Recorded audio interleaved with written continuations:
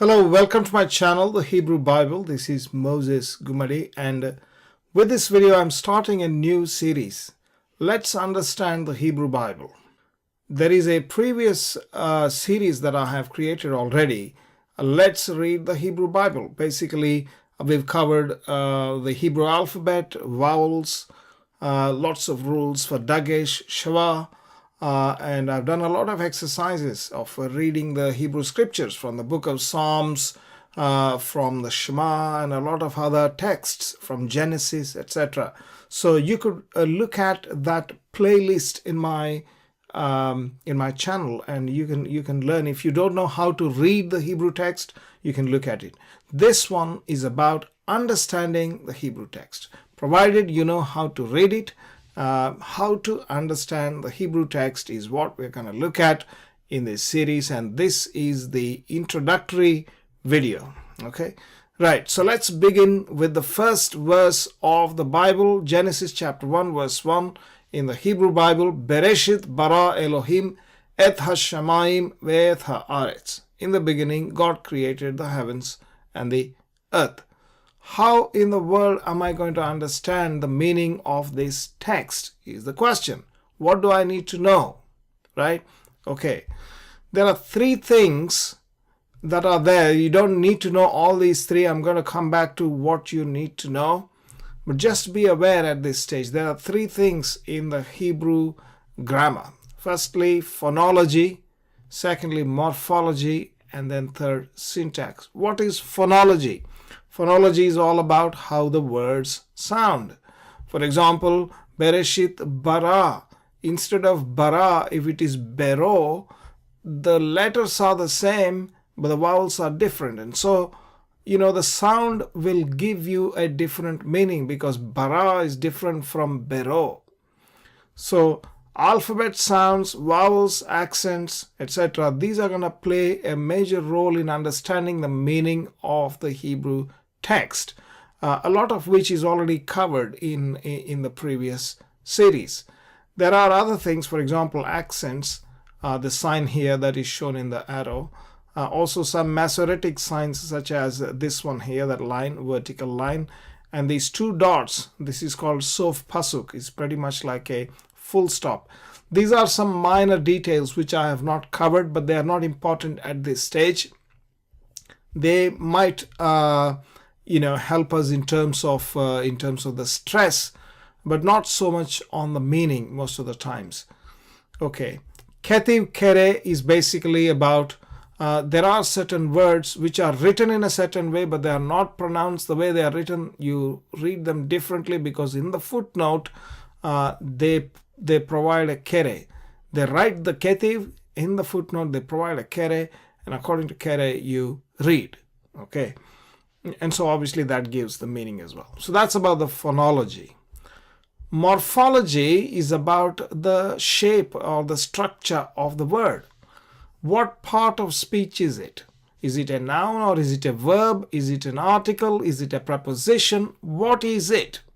Is firstly the point. And secondly, how is the word inflected or changed, or what kind of, for example, bara and bero, that's an inflection. And what prefixes and suffixes has it got? So these are the things we're going to look at in morphology. Finally, in syntax, we'll come to the syntax. Let's take this example of a betsalmenu. This is a word. It can be divided as be, salme, and nu. So there is a prefix which is a preposition. Be means in. Salme, no. So the salme comes from the noun tselem. So in your vocabulary, you would know only tselem. But now that you know the tselem, you can recognize what this betsalmenu is, because the be, as a prefix, as a preposition, nu as a suffix, a pronominal suffix, and betsalmenu means in our image. So that's how you would learn to recognize the words from the building blocks of nouns and verbs, etc. So when you build the vocabulary based on these building block words of nouns and verbs, and then inflect them depending on how they are inflected in the Hebrew Bible and what sort of prefixes, suffixes are attached, you will then derive the full meaning of that word. Syntax is all about word order and how the phrases are constructed and sentences are constructed. This is a bit more advanced subject. I won't be covering in this particular series. For example, look at this word, the phrase. This Bereshit bara Elohim is a big phrase within the sentence, within the word, within the verse. And there is a sub-phrase here, bara Elohim is a sub-phrase. So this sort of grouping of words and division of words and the word order. Why is it bara Elohim? Why is it not Elohim bara? Right? So those kind of rules are all covered within the syntax, which is a bit more advanced. We're not going to cover that within this series, as I said. And so what we've got really left out for us to cover in this series, of which this is an introduction, is vocabulary and morphology. These two things I will cover. Vocabulary and morphology is sufficient for us to understand the text to a pretty decent level. Okay. This is how the vocabulary is in this sentence. Bereshit bara Elohim et ha-shamayim ve'et ha'aretz. There are 4 nouns. Reshit, Elohim, Shamayim, Eretz. Look at this. It's Eretz, not Aretz. Eretz is the word from which, when it is prefixed with the ha, it becomes ha-aretz. Okay. And then you have a verb bara, which is exactly as is bara here. And there are some particles. We'll talk about that shortly. And there are some prefixes. Be, ha, ve, et is ve. So these are prepositions, articles, conjunctions, etc. So vocabulary building is the key. Obviously, I will do separate videos. But here in this case, we got 4 nouns in the first verse and 1 verb in the first verse and a couple of particles and prepositions, etc. I will cover separately all the major particles and different kinds of prepositions, different article rules and conjunction, etc. Everything will be covered. Okay. But these are obviously very finite. Maybe prepositions, maybe 5, 6, or maybe 10 of them max. That's it. Not many. So particles as well. But you have a lot of nouns, a lot of verbs.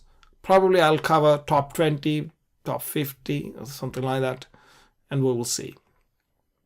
Now this about the vocabulary. But vocabulary doesn't alone give the whole meaning. Because there's a lot more going on. Let's take this word bara, right? Bara is the verb. Now bara could be inflected in different ways. Here is a bara here.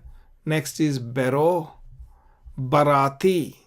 Now you see the suffix here, barati. Yivra. Now why am I saying Yivra, not Ibra? Because there is no dagesh. But it's the same word. Bara, Bet Resh Aleph is the root word for bara, and that is there, Ivra. Yivra actually, yeah, Yivra. This is Vayivra, Nivreu. And then we have Baram, Baraam, Baraam, Hibbaram, Behibbaram. All of these come from the root word for bara, to create. And they have different meanings. Right? And so all of these depend upon how they are inflected, and we need to learn the morphology of verbs, morphology of the nouns, and all the rest of it we will look at subsequently in the subsequent videos. Let's take the example of the first verse quickly and let's look at the morphology. Bereshit. The word Bereshit, the first letter Be is a preposition. It means in. Next part of the first word, Reshit, is a noun. Well, we have more details under the noun. It's a common noun and not a proper noun. Okay? And it has a gender of feminine, not masculine. And the number is singular, not plural or dual. And there is something known as state for nouns, which is either absolute or construct, which I will have to deal with in a separate lesson on the nouns. Next is the verb. Bara is a verb. But the verbs have different kinds of stems, different kinds of conjugations, and each stem and a conjugation combination can have different persons and genders and numbers. So it can be quite complex, as I have shown in the previous, one of those previous slides, how bara could be inflected in many different ways. It can be because of all these varieties of properties that each verb has. And the meaning of that verb also will depend. Meaning, as it basically means to create, but is it created, or they will create, or they will create, or he will create, or she will create, or they created, he created, she created, etc. Or is it a command, you create, or what is it all about, right? So that sort of a meaning has to be figured out based on these properties of that word, which we call as morphology. Now, look at the word Elohim, which is a noun. It's a common noun. It's a masculine gender. The number is plural. Elohim, plural. And the state is absolute. Again, as I said, we'll look at the state later on. Eth is a particle. It means it is a direct object marker. Means this word stands in front of the object. So this is not a subject. That's the point. If this is in front of a word, it means that the word after the letter, the word eth, is an object and not subject in the sentence. Similarly, ve eth, this eth haaretz. So both hashamayim and haaretz, that is heavens and the earth, are objects because they were created. The subject is Elohim. Objects are there, two objects here. Okay, so this eth is a direct object marker. This one doesn't, it is not always there in front of the object. It doesn't mean that wherever there is an object you got to have eth. No. Sometimes they choose to put it, sometimes not. But if it is there, remember it is a direct object marker. Okay. Again, you may ask, how am I going to know which word is what? How do I know which is verb, which is a noun, etc., which is a preposition? You don't worry, I'm going to show you a tool from where you can figure that out pretty easily without having to remember anything. Okay.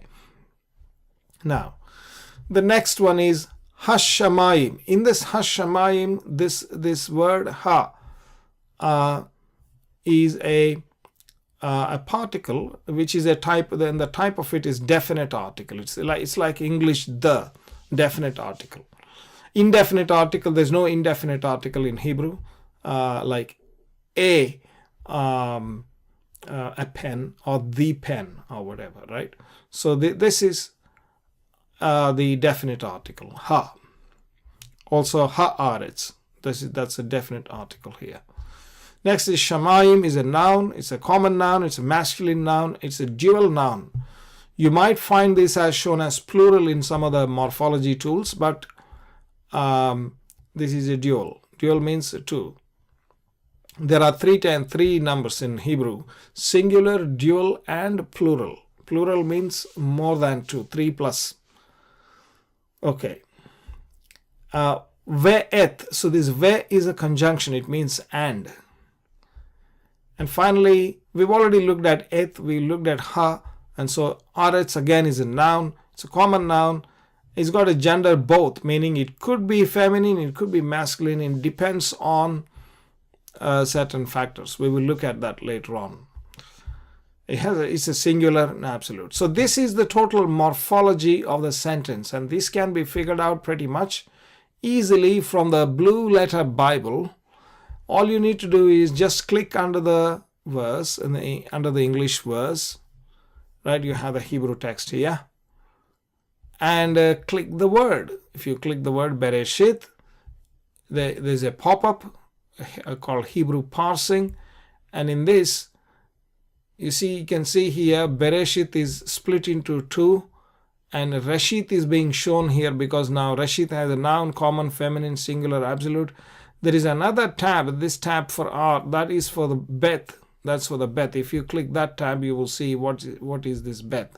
Sometimes you may have 3 tabs because there is a prefix and a suffix as well, and so they have 3 tabs as well.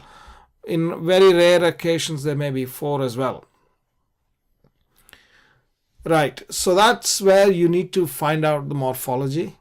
And once you have the morphology and, of course, the vocabulary, you are good to go to understand the Hebrew text. And so that brings us to the end of this video. Thank you very much, and please do like this video, comment, and subscribe to the channel. Click the bell icon, and I will see you shortly in the next video. Thank you very much. Hi, welcome to my channel, the Hebrew Bible. This is Moses Gumadi, and we are in the series of studying the Hebrew grammar. Let's understand the Hebrew Bible by learning the grammar. In this episode, I'd like to begin with the nouns. Okay, there are several things which we will cover about the nouns, but in this video, I would like to talk about the types of nouns. Now, every noun can be categorized in different ways. We have types of nouns. If you categorize by the type of the noun, then you have proper nouns, common nouns, and gentilic nouns. You could also classify the nouns in terms of gender, masculine, feminine, and in some cases, certain nouns can be both masculine or feminine depending on the context. At any given time, a particular noun will be either masculine or feminine, but the same noun can appear as a masculine in one place and feminine in the other. That is what we mean by both. Okay. There is also a thing called number, which is about singularity or plurality, singular, dual, and plural. In Hebrew, there is duality as well. So you can classify the nouns by singular, dual, and plural. And finally, you can divide up all the nouns into 2 categories, which is absolute and construct. So these are the 4 major tags, you can say, which we can use in order to categorize the nouns. In this episode, I'll be talking about the type of nouns for now. Okay, I will talk about the gender as well, but primarily the focus is on the type. So here are some numbers. Okay. These are not very sacrosanct in the sense that different morphological data provides different sorts of numbers, and therefore these may not be 100% accurate, but it gives you a sort of an indication, right? So we have proper nouns, common nouns, and gentilic nouns. Let's deal with the proper nouns first. You can see there are some masculine nouns, more masculine proper nouns than feminine. That's fine. However, these titles and locations are not really categorizations, but one of the morphology has categorized into titles and locations, which I'm using, but that it doesn't mean they don't have masculine or feminine gender. They do have. Okay. So, for example, if you, I will go to the titles, then you will realize most of them could be masculine, maybe a couple of them will be feminine. Same thing with the locations. But really, they are about the locations, the places. And so that's the reason perhaps they have categorized into the location rather than masculine and feminine. But these are all the proper names. Proper names are the names of the persons, places, and stuff like that. Okay? Right, so these are the examples. We have proper nouns, masculine. I have taken the most popular, in terms of the number of occurrences, the most popular proper nouns in the masculine is David. David is David. Moshe is Moses. Shaul is Saul. Yaakov is Jacob. Aharon is Aaron.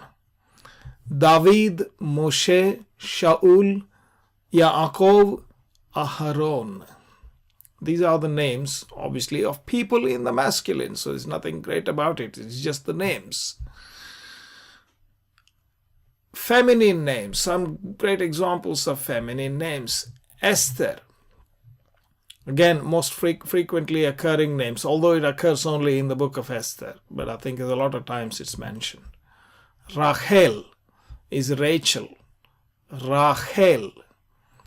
Sarah, which is Sarah in English as well. Leah, some people might pronounce as Leah or Leah. Leah in Hebrew. Rivka. Rivka. In English, it is pronounced in two different ways. Rebecca, B-E-C-C-A as well. But here we have Rivka. Rivka. Okay, these are the feminine nouns. These are the names.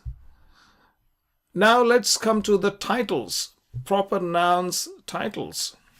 Most frequent titles. Obviously, the Lord's name is the most frequent noun. Let us put it that way. In fact, even one of the most frequent words that occurs in the Hebrew Bible. I'm reading from the right to the left, if you have observed. Right? Even in the previous slide, I began with Esther and then Rachel and Sarah, etc. So I'm reading from the right to the left, because that's the direction in which we read Hebrew. So the Lord's name YHWH with the Shua Cholam Kamatz Jehovah is the most frequent. And the next most frequent is Adonai. It's not just about the pronunciation, it's a proper name or title, the Lord's name. Aleph, Daleth, Nun, Yod, Adonai. And the next one is the Lord's name, YHWH with Shua Cholam Hirik, Yehovah. And then we have Shaddai. And here we have these the god of the Philistines, Dagon, means the fish god, Dagon. It's also quite frequent. Obviously, nowhere comparable to the frequency of the Lord's names in the scripture. So now these are all masculine, but really we do not know about Shaddai. Of course, is treated as masculine. There's no doubt. There may be some feminine titles as well, but the reason why they are put as titles are they're because of they are the names of God or other gods, etc., and not the names of people, as in this case here, masculine and feminine, and that's the reason why they have classified these titles here. But you could move them into masculine and feminine, because every name has a masculine or feminine gender, even a proper name. Okay, so let's come to the location.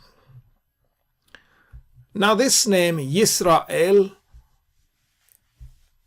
is also the name of the man Yaakov, Jacob. But again, it also applies to the group of people called Yisrael, also the land Israel. So here in this case is the Eretz Israel, for example, the land of Israel is Yisrael, that's the location. Yehudah is also in this case the location, although Yehudah is a proper name of the son of Jacob, Judah. Okay, so it applies to both. But as a location also, this word occurs very frequently. Mitzrayim is Egypt. Mitzrayim is Egypt. Yerushalayim is Jerusalem.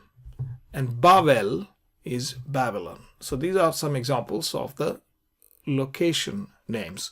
But at the end of the day, they are all proper names. Okay. Now, this is the important grammatical point we need to remember with the proper names. A proper name is always treated as a singular name, singular. And in terms of the number, it can have gender, it can be masculine or feminine. But when it comes to the number, a proper name is always treated as singular. Even if I have not mentioned the person here, but in case if it occurs with the verbs, etc., it is treated as a third person, singular.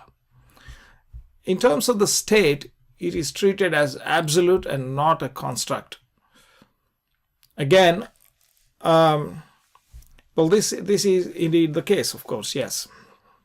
However, there may be exceptions, especially with respect to divine names. There may be an exception to that.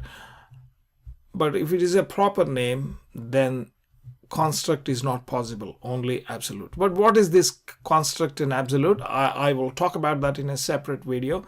This construct and construct state of the nouns is something that you will need to be introduced to.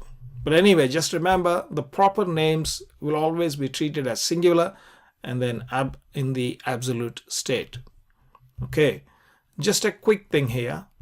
Egypt is a singular proper noun. It's a singular noun. However, grammatically, if you see Mitzrayim, I'm going to introduce later on the singularity and the plurality of the common nouns, not the proper nouns, the common nouns in the next episode. Right? When I do that, I'm going to show you singular, dual, and plural, where you can see Einaim, Shamaim, etc. Those Aim endings are basically plural endings, and this looks like, it's not plural, I'm sorry, dual endings. So it looks like a dual, but because it is a location noun, it's a proper noun, Egypt, it is treated as a singular. Okay, grammatically it is treated as a singular. So that's about the proper nouns. So we, when we apply the rules of the nouns, so we just need to distinguish the proper nouns from the common nouns. These are proper nouns. Now let's come to the common nouns.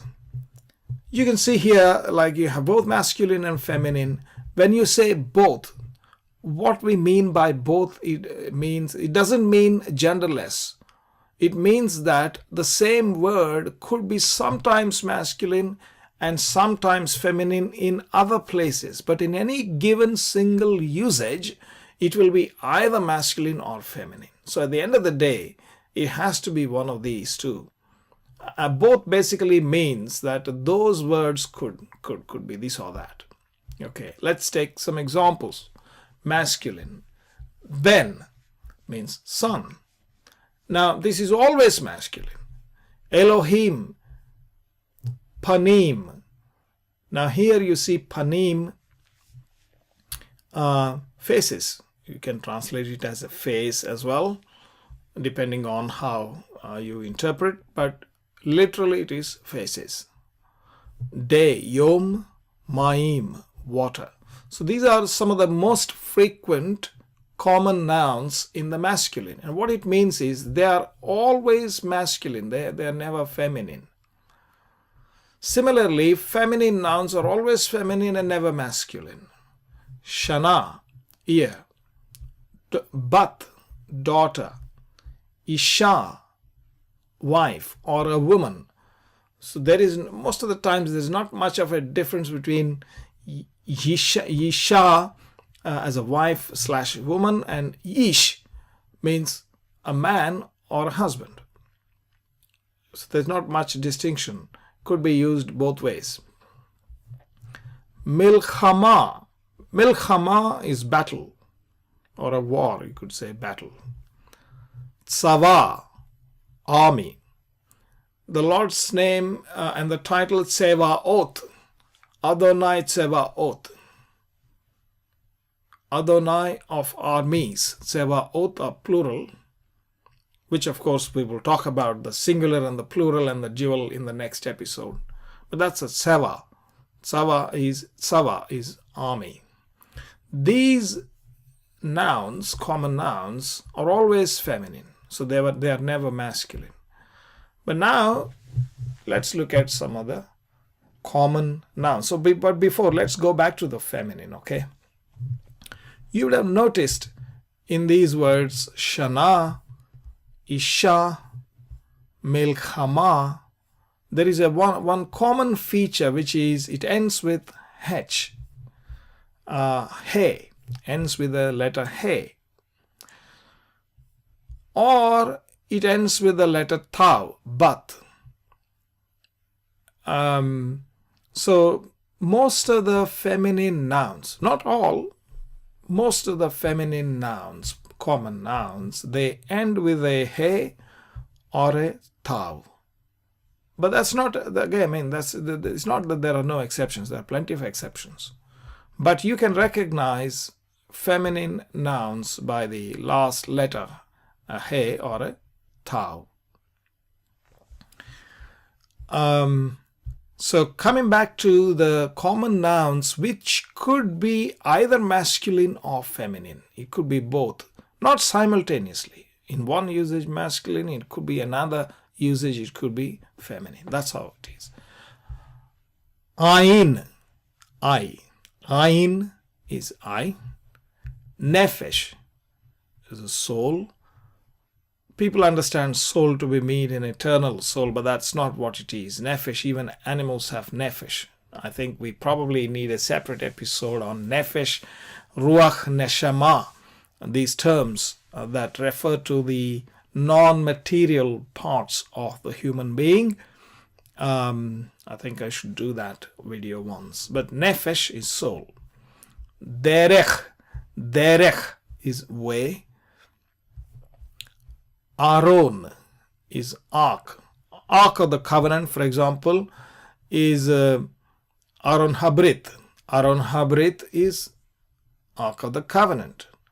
All of these words, also Shemesh, look at this, sun. Shemesh is sun. All of these words, they could be used in the masculine or in the feminine, and it depends where it is used.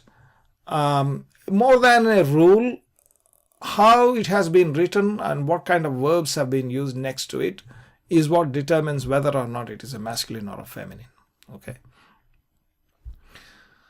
So then we come to the gentilic nouns. Proper nouns, common nouns, we all know in English also. But what are these gentilic nouns?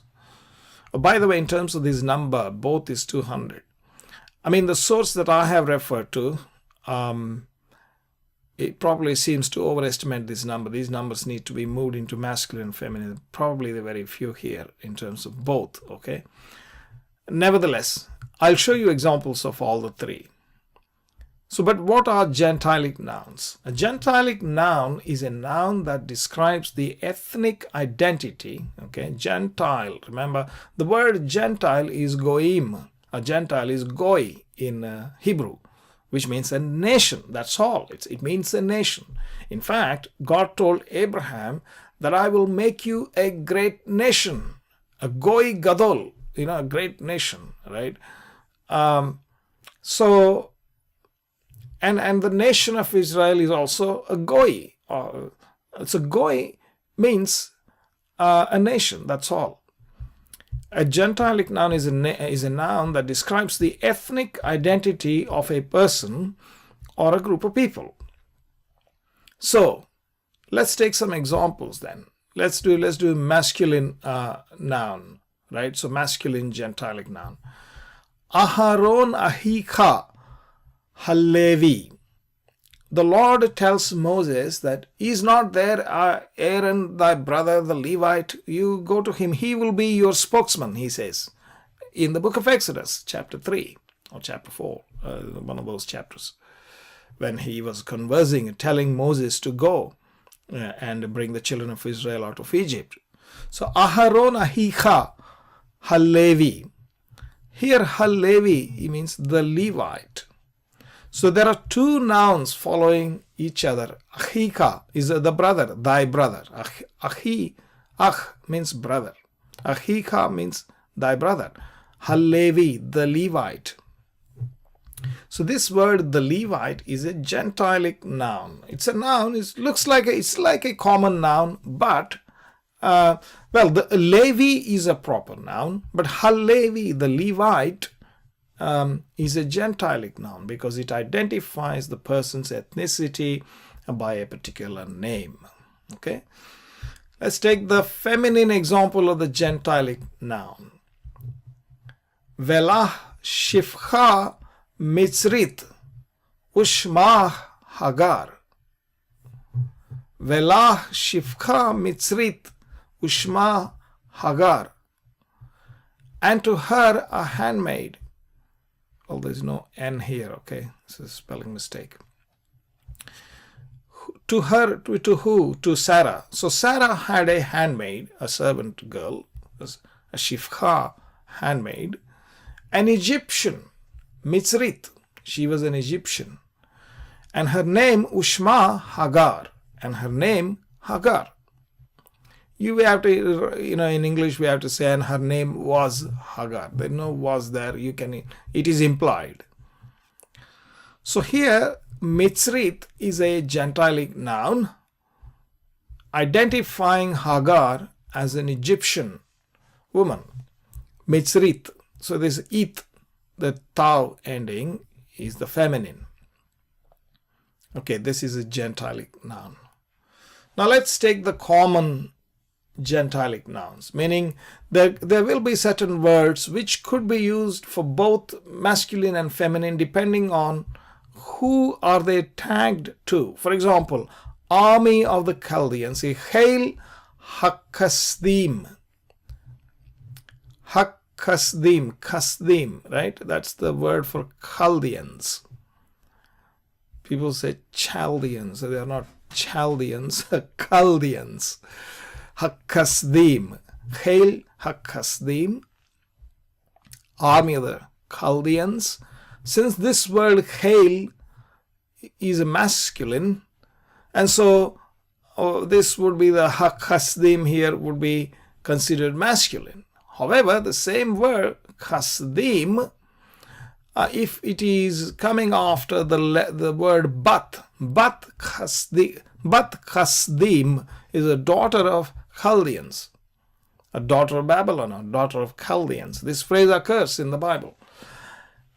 And because Bat is a daughter, it's a feminine word, you could then treat Chasdim, a Gentilic noun, in the feminine. Therefore, it is a common occurrence. Okay.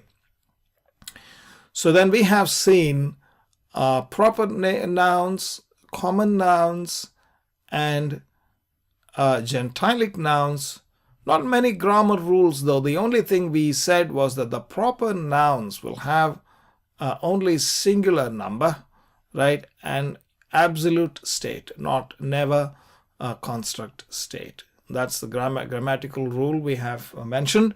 We also have mentioned that most of the feminine common nouns end with the letter he or with the letter tav.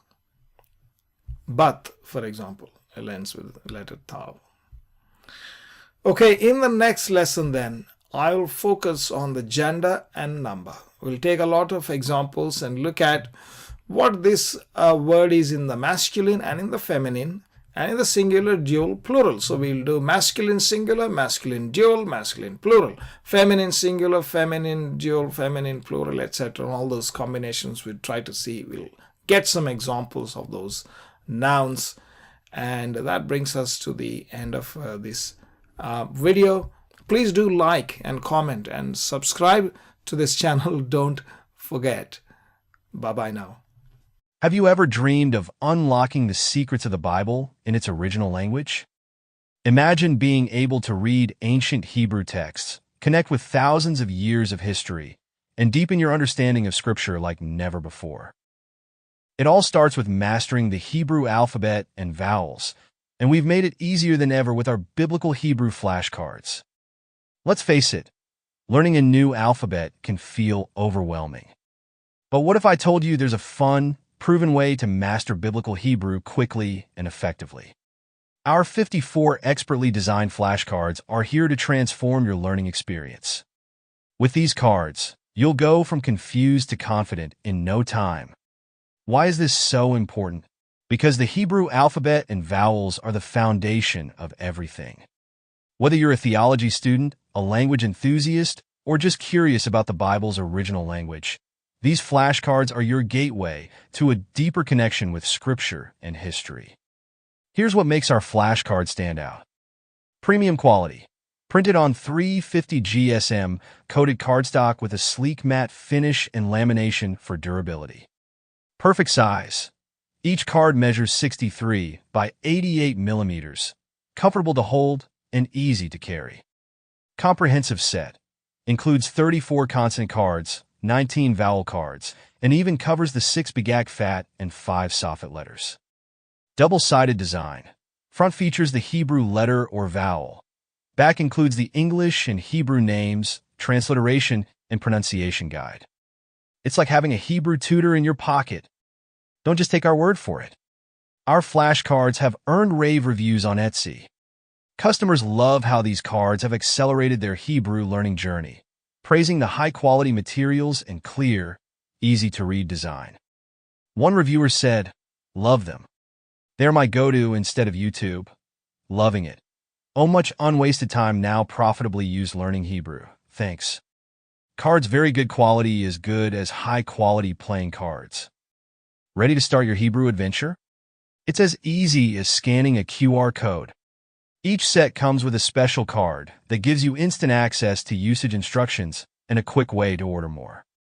Or simply click the link below to get your hands on these game-changing flashcards today. Your biblical Hebrew flashcards will arrive in a stylish, printed tuck box made of 300 GSM coated paper with a matte laminate finish, shrink-wrapped to ensure it reaches you in perfect condition. But here's the thing. Every moment you wait is a moment you could already be learning. Don't put off your Hebrew journey any longer. Click the link or scan the QR code now to order your flashcards. Start turning those mysterious symbols into familiar friends and open the door to a world of biblical understanding. Your journey to reading Hebrew with confidence begins today. Order now and take the first step toward mastering biblical Hebrew. Your future self will thank you. Hello, welcome to my channel, The Hebrew Bible. This is Moses Gumadi, and in this video we'll continue with the series we began earlier on the biblical Hebrew grammar. And in this particular episode I'll deal with the nouns and particularly gender and number. In the previous video, we looked at the nouns and we considered that the nouns will have types, different types of nouns, proper nouns, common nouns, gentilic nouns, etc. We defined them and gave some examples. And we said nouns have gender, masculine and feminine. Some nouns could be either, depending on the context, they can be masculine or feminine, but they look the same. There is no neuter gender in Hebrew. And you can also have, in terms of the number, you can have singular, dual, and plural. And the state is absolute and construct, which we will deal with a bit later on. Today we'll look at the gender and the number. Masculine, feminine, singular, dual, and plural. Okay. Let's take a few examples. And let's begin from the right to the left as we read in Hebrew. And our first example is the horse, sus. Sus means horse. This is a masculine noun, singular noun.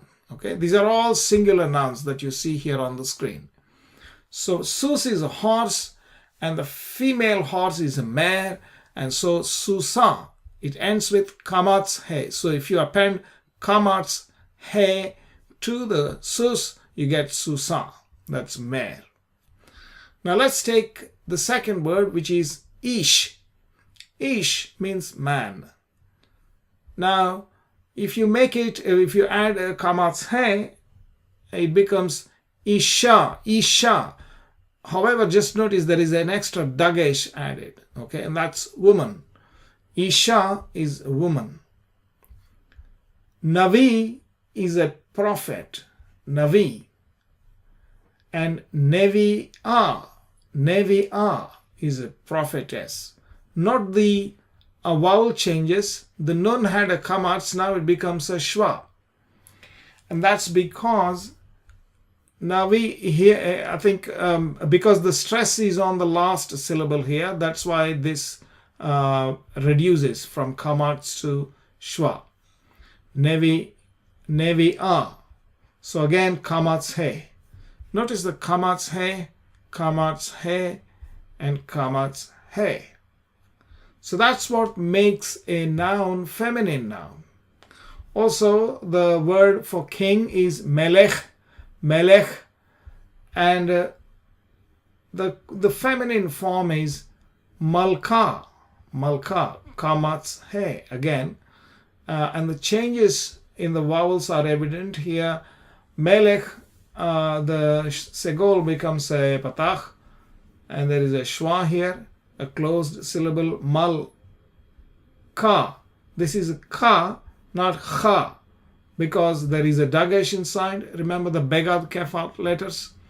This is melech, this is malka, not malcha, malka, queen. Okay, so all of these are singular nouns, and we have the masculine form on the top and the feminine form on the bottom, and the feminine form has a kamatz he. So that's a very good recognizable pattern to recognize feminine nouns. However, just remember that that's not the only pattern for feminine nouns. There are different types of nouns as well. Let's look at a few more examples. Now, let's take the horse, right, and look at the number now. Singular, plural, and dual, masculine and feminine. The top row is masculine, the bottom row is feminine. Here we have the singular column and the plural and the dual. We'll again start from the right to the left. Sus is horse, susa is mare, the feminine. Now the plural of that is susim.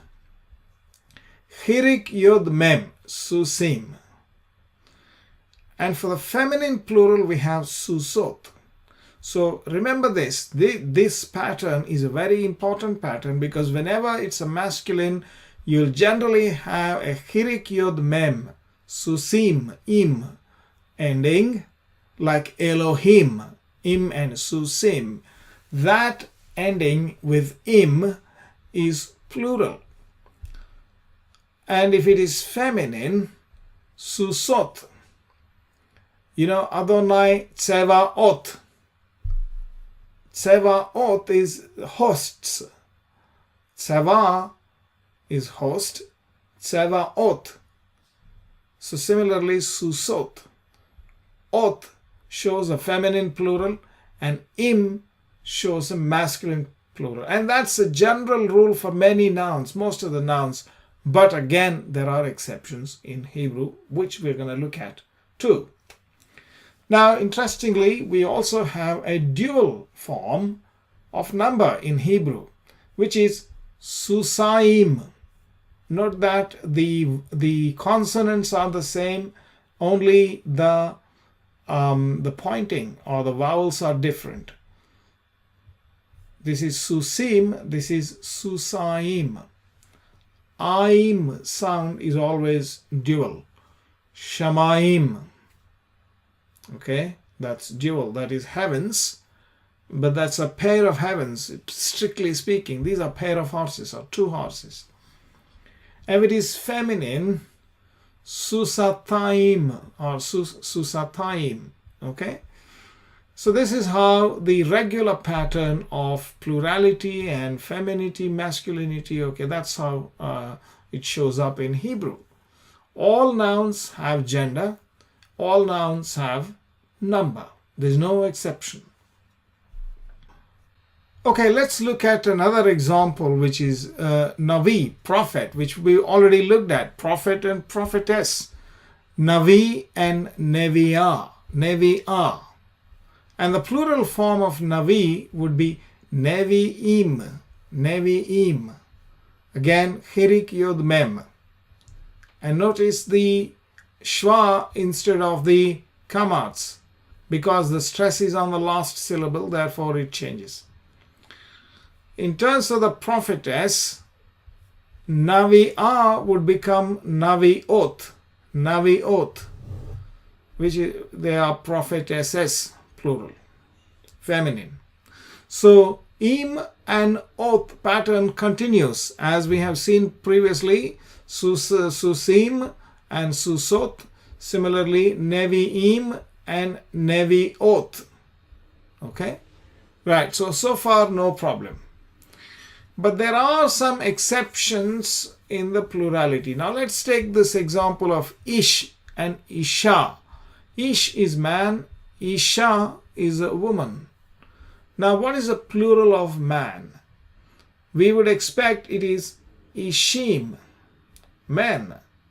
Well, this is not the regular form, Ishim. I'm going to tell you what is the regular form. However, this form does exist very rarely, and that is in 3 locations in the Bible. Only 3 locations. Very rare. So Ish becomes Ishim, but Isha doesn't become Ishot. This Ishot word is not there for women. In fact, even Ishim is not normally used. These 3 are really an exception. So this is an exception situation. We are not having here, Hirik Yod Mem as a plural, and Vav, Cholam Vav with the Tav, Ot for the plural of the women. No. Instead, what we have is Anashim and Nashim. Ish is the man, and plural is Anashim, men. And Isha is a woman, and Nashim is women, plural. Women. Woman and women, plural. Okay. Anashim and Nashim. It's very interesting. The nun has entered, right? And look at the change in the vowels. Wherever the change in the vowels are there, I have indicated. Let's look at another exception. We said earlier that if you end a singular masculine noun with a kamatz he, then it becomes a feminine. Well, that was the case previously. But let's take this word for son, which is ben. Ben is son. Now, ben is not bena, or bana is not a daughter. The daughter is bat. Ben and bat. So, we have ben and bat, and what are the plural forms? Banim and banot. So again, im and ot continues. And notice the nun here. The banot, suppose if this were bana, then the form would be banot. And that matches here. However, this here is bat, not bana. So ben, bat, banim, banot. So this is the exception here, bat. So these kind of things are encountered. So how am I going to really know whether something is plural or singular? As I said in the previous episode, I told you, like, if you go to the Blue Letter Bible and look at the Hebrew text underneath the English text, you'll see the Hebrew letters, Hebrew words, click them, and it will give you the morphology. Within the morphology, it will tell you whether it's a noun or a verb or an adjective or whatever. And it will also give you whether it says plural or singular or plural or dual, and whether it is now masculine or feminine. Okay? That's how you can know it. Let's look at a few more exceptions. All the green ones are feminine, and the blue boxes are masculine. So I'm going to show you singular and plural. The top row is singular, the bottom row is plural, and green ones are feminine and the blue ones are masculine. Now look at this new word here, shulchan. Shulchan means table. Shulchanot are tables. So you would think that shulchanot, because it ends with ot, this must be a feminine noun, but not really. This is actually a masculine noun ending in a feminine form, shulchanot. It's an exception. We have to live with, I think that probably not many, but this is a good example of shulchanot, tables. Now let's take these feminine examples of woman. Isha becomes nashim. And nashim, instead of say nashot or ishot, instead of saying ishot, it is nashim, and ends with im, hirik yod mem, similar to the masculine plural, and this is not masculine, this is feminine. Similarly, for city, the word for city is ear, ain, and ear is city, and arim are cities, and im again looks like masculine plural, but the word is actually feminine. Both the words are feminine. Similarly, the word for ear here is a shana, is a feminine word, and shanim, plural of shana, is again feminine. So what we see here is that masculine ends with oth and feminine ends with im. These are a bit exceptional words, but that's not the regular pattern, right? Usually we see im as masculine ending and oth as feminine ending for plural. Right, so let's look at the examples from the Bible. The first verse of the Bible, Genesis chapter 1 verse 1, Bereshit bara Elohim et ha-shamayim ve'et ha'aretz. Elohim, im, is plural. However, note that the verb bara is singular, therefore Elohim is taken as a plurality but unified in the as a singular because of the verb bara. Now this noun Hashemayim, the ha sound is an article. We'll talk about the article later on in another video. Shamayim means heavens, and here you see the dual form Aim, Shamayim. Okay, that's a dual form. Some people think that, this probably is derived from Maim, which means water, waters, and like waters, Shemaim, or thatness of water. You can interpret all that. But anyway, Shemaim means heavens, and that's a dual. Elohim is plural. Let's read this verse in Genesis, down below somewhere, one of the verses. I actually forgot to give you the verse number, where God basically says, let there be lights in the firmament of heaven, the sun and the moon, those kind of things, right? Vayomer Elohim Yehi me'orot birkiya hashamayim lehavdil ben hayom uven halayla. So let there be lights in the rakia, that's in the firmament of the heavens, hashamayim, me'orot, that's the plural noun, plural, feminine noun. Hashamayim, masculine, dual noun. These are heavens. Me'orot are lights. Or means light. Orot are plural lights. Me'orot is a noun form, light-giving objects or light-giving sources, you can say. Me'orot. Right, so Vayomer Elohim Yehi me'orot birikiya hashamayim lehavdil ben hayom uven halayla vehayu leotot. Otot. Ot means sign. Otot is again plural feminine. Otot. Ul moadim, moed. Moed means appointed time or appointed place.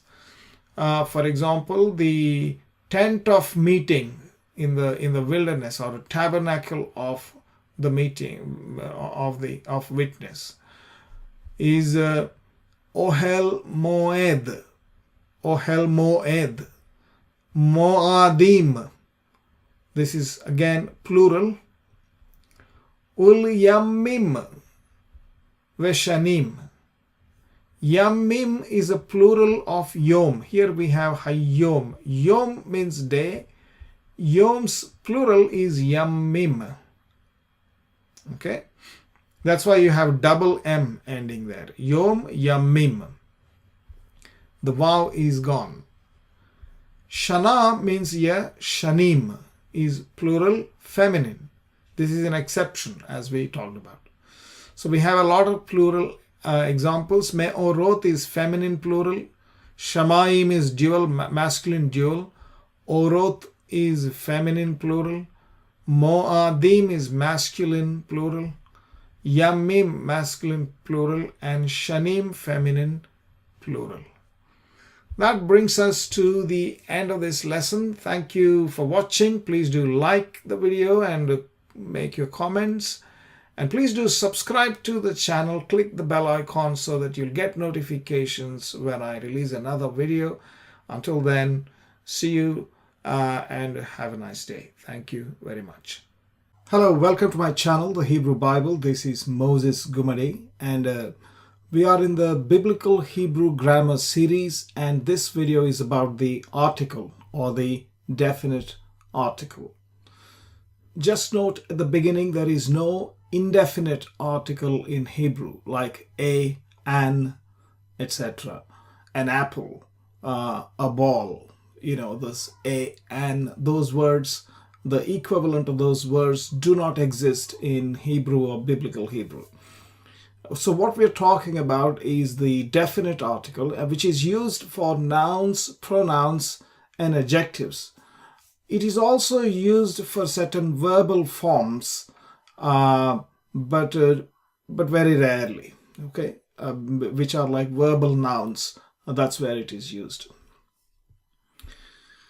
So let's read a verse in the Bible, right? The first verse in the book of Genesis. Bereshit bara Elohim et hashamayim ve'et haaretz. So the hashamayim, the ha letter here, the prefix for shamayim, and the prefix for eretz, it becomes haaretz. This ha is the article. It's the article, right? Let's read another verse. This is verse 16, Genesis chapter 1, verse 16. Vaya'as Elohim et shanei hammeorot haggedolim et hammaor haggadol lememshelet hayom ve'et hammaor hakkaton lememshelet halayla ve'et hakochavim. You can see so many articles there. The hey with a patach, 1, 2, 3, 4, 5, 6, 7, 8, 9. There are 9 words in this verse with all the articles. So that's how the article is. Okay, it's very easy to recognize the article. It's a hey, the letter hey. It doesn't matter what vowel is used, because different vowels can be used and there are different rules. If you're only reading the Hebrew text, you really don't need to know a lot of these rules, which I'm going to explain. But if you're trying to compose or want to really know some rules, then I think you can go ahead and let us look at some rules. So the first basic rule is to prefix the word with he and a patach. Ha is the sound, right? Prefix it with he and a patach and add a dagesh in the first letter. So shamayim becomes hashamayim. Shamayim is heavens. Me'orot means luminary or a light-giving body, becomes hammeorot. So this dagesh is explained in one of my earlier videos that you can actually search in my channel and see. There are videos about dagesh and begad kefath letters and shva, etc. Laila is night, and halayla is the night. Now, I have not talked about the earth. It's because earth is actually eretz, and eretz becomes haaretz. This is an exception. You can see it is not a he with a patach, but a he with a kamatz. And there is no dagesh in the aleph because it can't have a doubling of aleph because it is a guttural letter. Okay, that brings us to begad kefath letters. What about begad kefath letters? Because remember, whenever we add this dagesh, the dagesh is a strong dagesh, but dagesh has a slightly different rule in case of begad kefath letters, which take a dagesh and have a different sound. So how do we deal with that is the question. So here we use pretty much the strong dagesh. So here we have some examples. Behema, animal or a beast. Habbehema, the animal. Habbehema. So again, dagesh is, the bet is doubled. But we use this sound of bet as ba, not v, because there is a dagesh. And so the strong dagesh does a double action here. One is to actually take the other sound with the dagesh and also doubling both. Derek, hadderek. Gadol, haggadol. Teva, hatteva. So gadol means great or big, right? And derech is the way, and hadderek is the way. Hadderech, chet, not chet, chaf, sorry, chaf. Teva is the ark. This ark, by the way, is not the Ark of the Covenant. Ark of the Covenant is called Aaron. That ark is Aaron. Aaron Habrit means Ark of the Covenant. This Teva is the Ark of Noah. Ark of Noah. Teva, Hat Teva. Okay. Now, in case of the gutturals, as I said earlier, in case of the gutturals, they can't take the dagesh. Besides, taking only aleph and ayin. Also, resh sometimes behaves like a semi-guttural. So for these three letters, there's no dagesh, and instead of a hey with a patak, we have a hey with a kamatz. Okay, so these are the examples. Let's begin with the ground.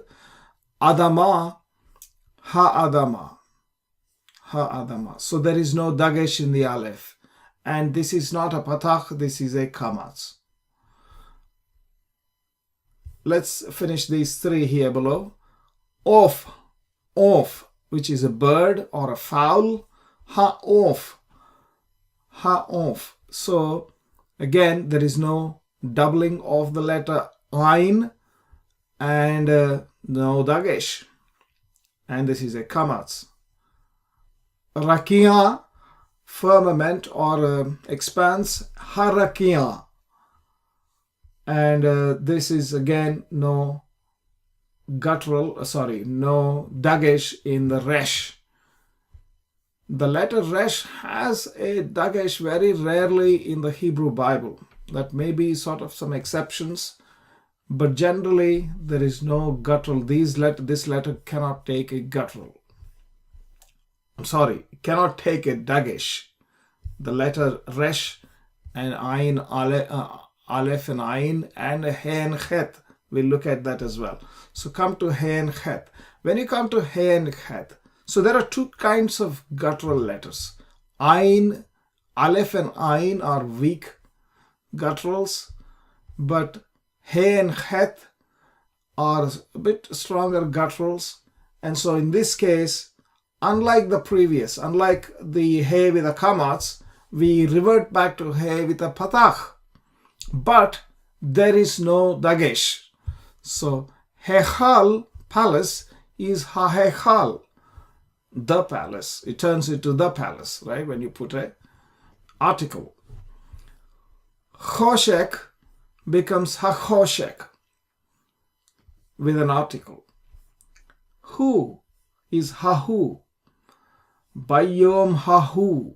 Those phrases we find in the Tanakh, in that day.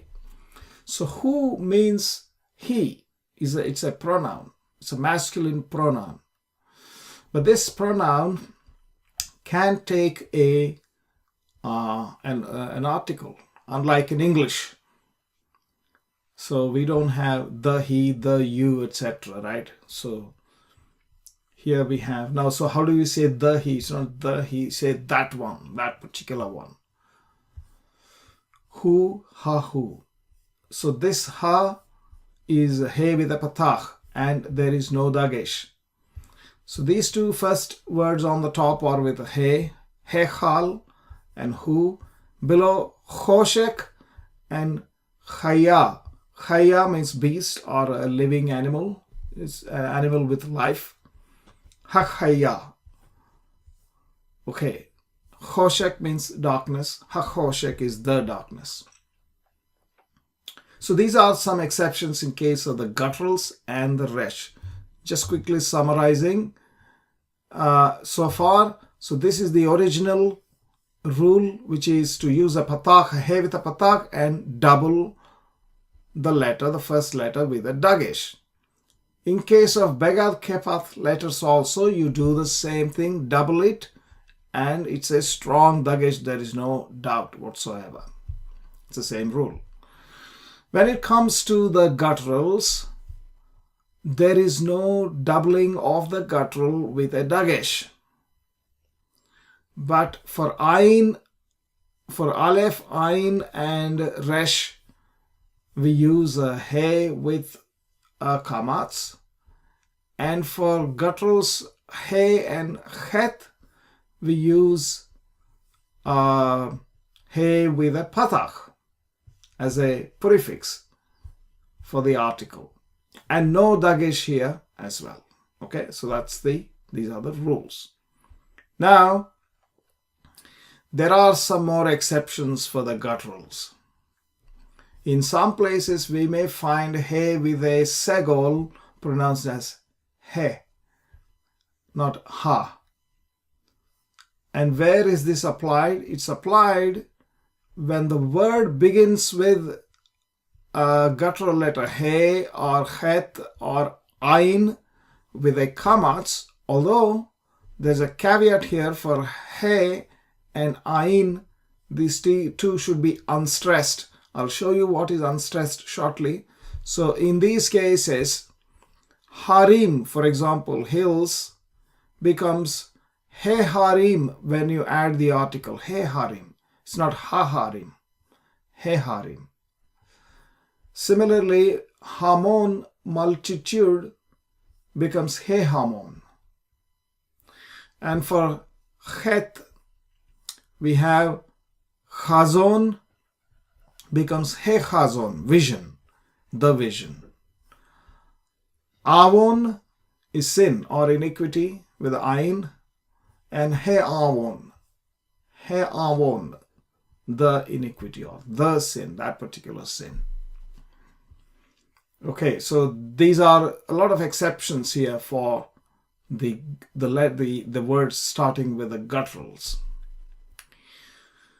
So I talked about unstressed. So what is this stressed and unstressed we're talking about? Right, so let's take this same verse which we read previously. Vaya'as Elohim et shanei hamme orot haggadolim et hamma or haggadol, etc. Now, in this text, you notice that I have the consonants and the vowels. I have not been using in my videos the te'amim or cantillation symbols. Very rarely I have used once in a while, but generally I have not used because I have not taught about the cantillation, how it works. And as far as reading the Hebrew is concerned, you don't really need cantillation except, of course, for the stress, which is we are talking about now, the stress. So what are the cantillation symbols? These are the cantillation symbols. Now you can see there is a cantillation symbol added. I'll go back without the cantillation and with the cantillation. These orange symbols here. And generally cantillation symbols are, there's only one cantillation symbol per word.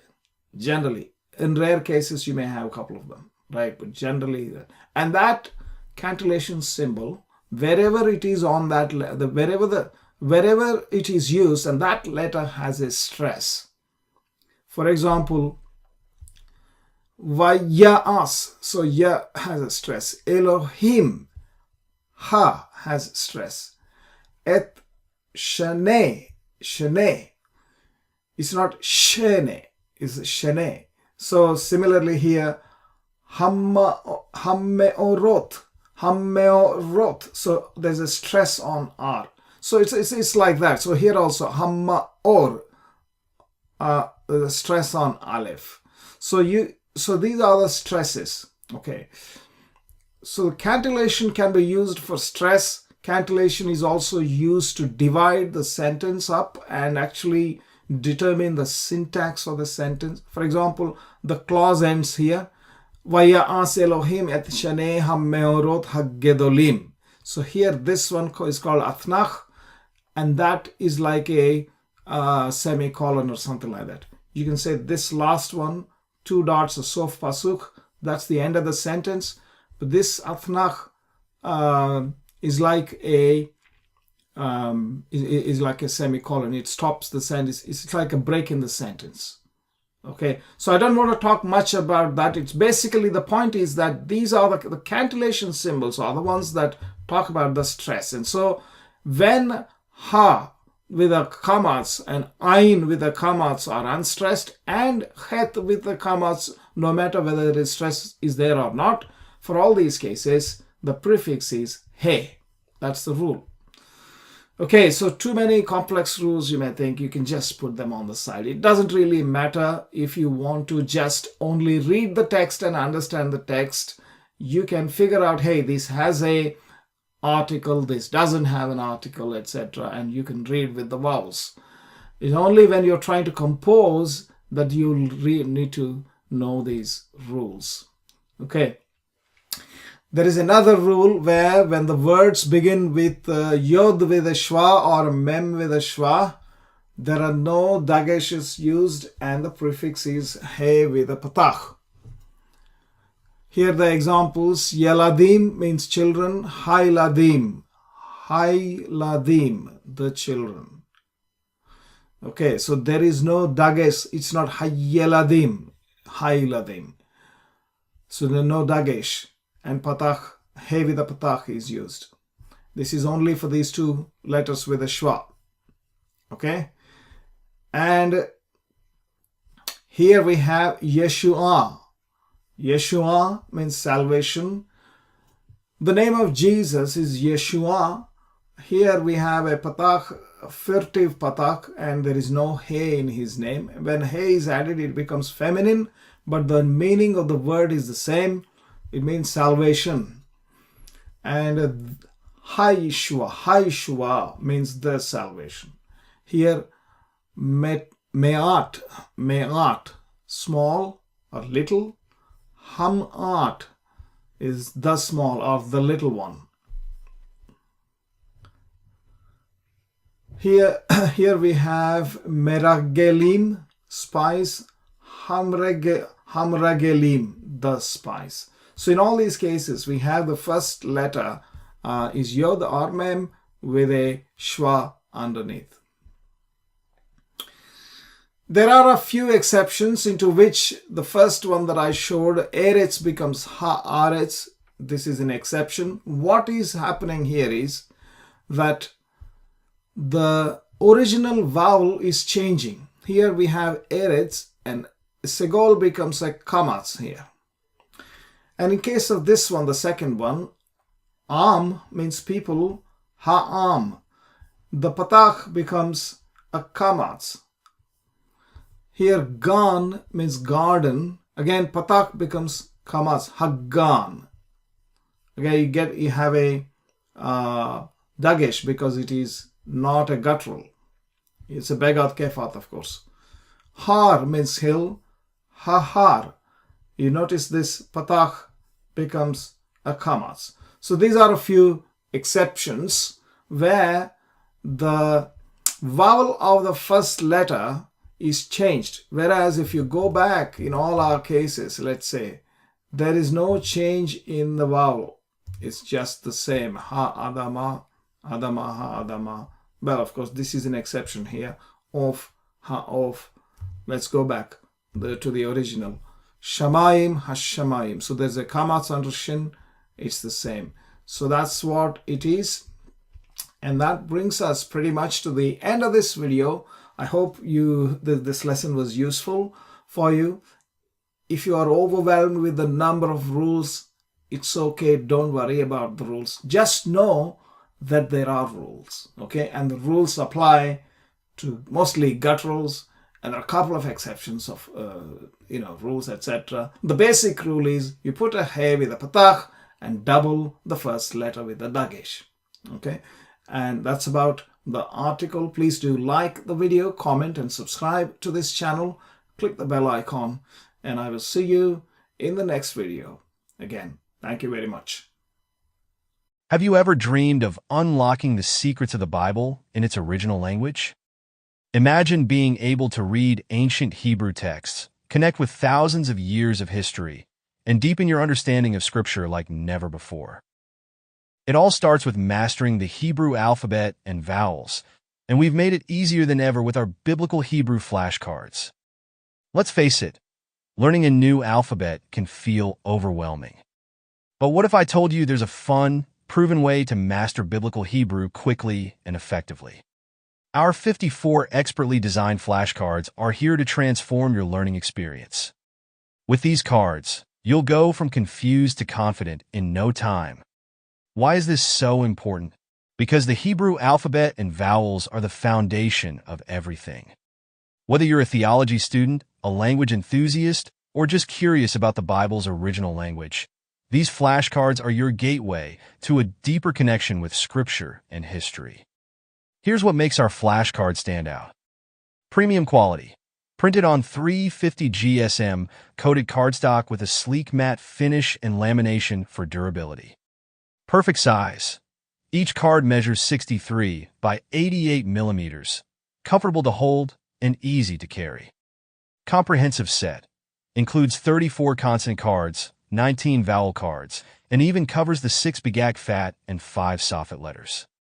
Double-sided design. Front features the Hebrew letter or vowel. Back includes the English and Hebrew names, transliteration, and pronunciation guide. It's like having a Hebrew tutor in your pocket. Don't just take our word for it. Our flashcards have earned rave reviews on Etsy. Customers love how these cards have accelerated their Hebrew learning journey, praising the high-quality materials and clear, easy-to-read design. One reviewer said, "Love them. They're my go-to instead of YouTube. Loving it. Oh, much unwasted time now profitably used learning Hebrew. Thanks." Cards very good quality, as good as high-quality playing cards. Ready to start your Hebrew adventure? It's as easy as scanning a QR code. Each set comes with a special card that gives you instant access to usage instructions and a quick way to order more. Or simply click the link below to get your hands on these game-changing flashcards today. Your biblical Hebrew flashcards will arrive in a stylish, printed tuck box made of 300 GSM coated paper with a matte laminate finish, shrink wrap to ensure it reaches you in perfect condition. But here's the thing. Every moment you wait is a moment you could already be learning. Don't put off your Hebrew journey any longer. Click the link or scan the QR code now to order your flashcards.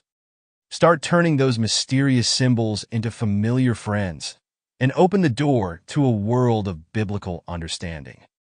Your journey to reading Hebrew with confidence begins today. Order now and take the first step toward mastering biblical Hebrew. Your future self will thank you. Hello, welcome to my channel, The Hebrew Bible. This is Moses Gumadi, and in this video we'll look at the Hebrew verbs. Hebrew verbs, especially overview of the Hebrew verbs, and this will be part 1. And I will give you a very high level overview, okay, for you to understand, because Hebrew verbs are quite complex. There are a lot of dimensions with which we work, and therefore I think to understand the big picture and how the whole structure fits in is what really is essential at the beginning before we dig into the details. So it all begins with a verbal root. All Hebrew verbs can be boiled down to their respective roots. Most of them are 3-letter roots. In this case, here we have an example of shin, mem, resh. That's the verbal root from which verbs like shamar, shomer, etc. They can be derived. Okay, so sometimes they write a verbal root like this without the vowels, or sometimes they may put in dots. There are some people who put a square root symbol to indicate the root, etc. But generally this is how they depict. Now the root itself doesn't have any meaning because it's the inflected word, or the inflected word, that means that if you inflect the root into certain forms, then you get the meaning of that particular word. So here are some top 10 verbal roots in the Hebrew Tanakh. Based on the data that I have, fairly reliable data. You may find maybe one or differences here and there between my numbers and maybe other guys' number. In fact, if you come across any other numbers elsewhere, but more or less they are precise. So out of 1,444 verbal roots present in the Hebrew Tanakh, these are the top 10 most frequently occurring verbal roots. So Amar, Haya, Asa, Bo, Nathan, Roesh, Shema, Davar, Yoshev, all these roots. So these roots are the most frequent. In fact, in some of my recent videos, I have covered Amar, Haya, Asa, I have covered. Okay, so let's move on. So these are the top roots. Now, the roots can be classified into certain groups. And why is this required? Because the verbal conjugation, which I will explain shortly, depends, the rules of the verbal conjugation depends on what type of root it is. Because the rules that apply to the strong verbs do not apply to the weak verbs. And within the weak verbs, there are different types of weak verbs, etc. So I'll just give you an overview now. I'm not going to tell you anything more than this, except that these triliteral verbal roots, as we said, the shin mem resh and aleph mem resh and all these type of roots can be classified as strong and weak primarily. Okay. Weak verbs are essentially those which have either guttural letters in them or other weak letters such as yod, nun, he, vav, etc. Well, so he is obviously also the part of a guttural letter. So either guttural letters or yod and yod and nun, right? Okay. Now, if you exclude them, what you get is strong verbs. And if there are tri-consonant or tri-lettered words, they are the strong roots. Now, there are some verbs which are biconsonantal, meaning they are derived only from two consonants. Very few of them, in fact, out of the whole 74,000 verbs that are present in the Hebrew Tanakh, entire Hebrew Tanakh contains about 74,000 plus Hebrew verbs. Well, most of them are Hebrew verbs. A couple of thousand, maybe you can say, or 1,500, a couple of thousand, you can say they are Aramaic, but most of them are Hebrew. Now, out of them all, really, we have only 29 verbs in total, corresponding to only 11 roots. So this column in the end is the number of roots, and the penultimate column is the total number of verbs. You have 74,000 plus verbs present in the Tanakh and 1,444 roots. When I say roots, we're talking about these roots. Now this aleph mem resh can be inflected in so many different ways, and that can present in a bigger number. That's why we get more number of verbs. Okay.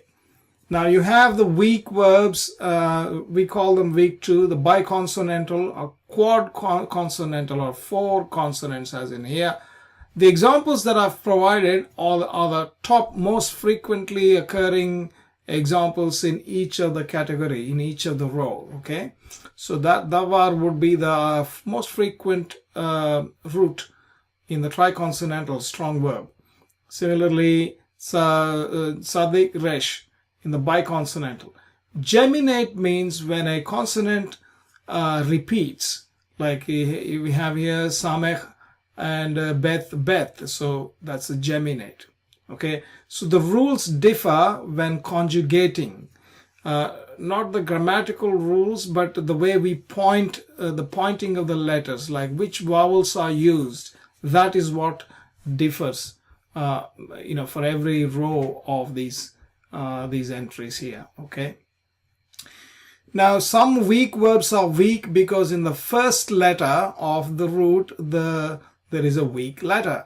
A weak letter, as I said, could be guttural or it could be yod or nun. So here we have the first letter is a weak letter, and here we have the second letter is a weak letter, and we have third letter as a weak letter, and in that we have subcategories: one aleph, one yod, one nun, one guttural, etc. So self-explanatory. 3 he means the third letter he is he. 3 aleph means the third letter is aleph, etc. So these are different types of categorization because different rules apply. Finally, there is something known as a doubly weak verb, which means that the first and the last letters of that root are weak letters. Okay, so we're only focusing, of course, on the 3 letter, except for this quad and bi consonant, quad consonant. Okay, let's move on. So now we have this strong root example of shin mem resh.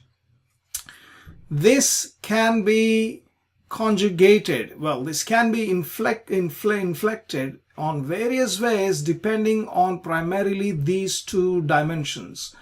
The Hebrew conjugation on the first column here we have katal, yiktol, vayiktol, vekatal, kohative, imperative, jussive, infinitives, 2 of them, and participles, 2 of them. In total, 11 Hebrew conjugations. So it could be any of those conjugation, right? You could conjugate the root into one of them. Plus, once you conjugate that, it has to also fall within different stems. Like it could be kal, piel, hifil, hithpael, hofal, pual, nifal. What are these? We will come to that. I will explain that in a separate part 2 video. But just so you know that these things are called verb stems on the top, or binyan in Hebrew. And these are conjugations, katal, yiktol, etc. What are those meanings of these things? We will look into. Now here is a quick example of the root shin mem resh, shamar. So shamar is a katal, kal categorization only in 3 ms, the third masculine singular. That means that this kal and katal actually has so many forms. I've only showed the third masculine singular here. Okay. Most of them third masculine singular, where in some cases this is only first common singular, well, and this is second masculine, third masculine, etc. And I'll tell you the reason why later on. But only one of the category is chosen. But for all these conjugations, for all these stems, this is how the table would look like. There are almost now 7 times 11, 77 should be there, and a few of them are missing. But in any case, 70 plus formations are possible. That is only for one particular, the person, number, and gender. Person, number, and gender, I'll come to that. Okay, all of these words here, shumar, hishmir, let's take this, lehith shammer, yeshammer. So, in all these forms, we have basically a root shin mem resh. That's where these things are developed from.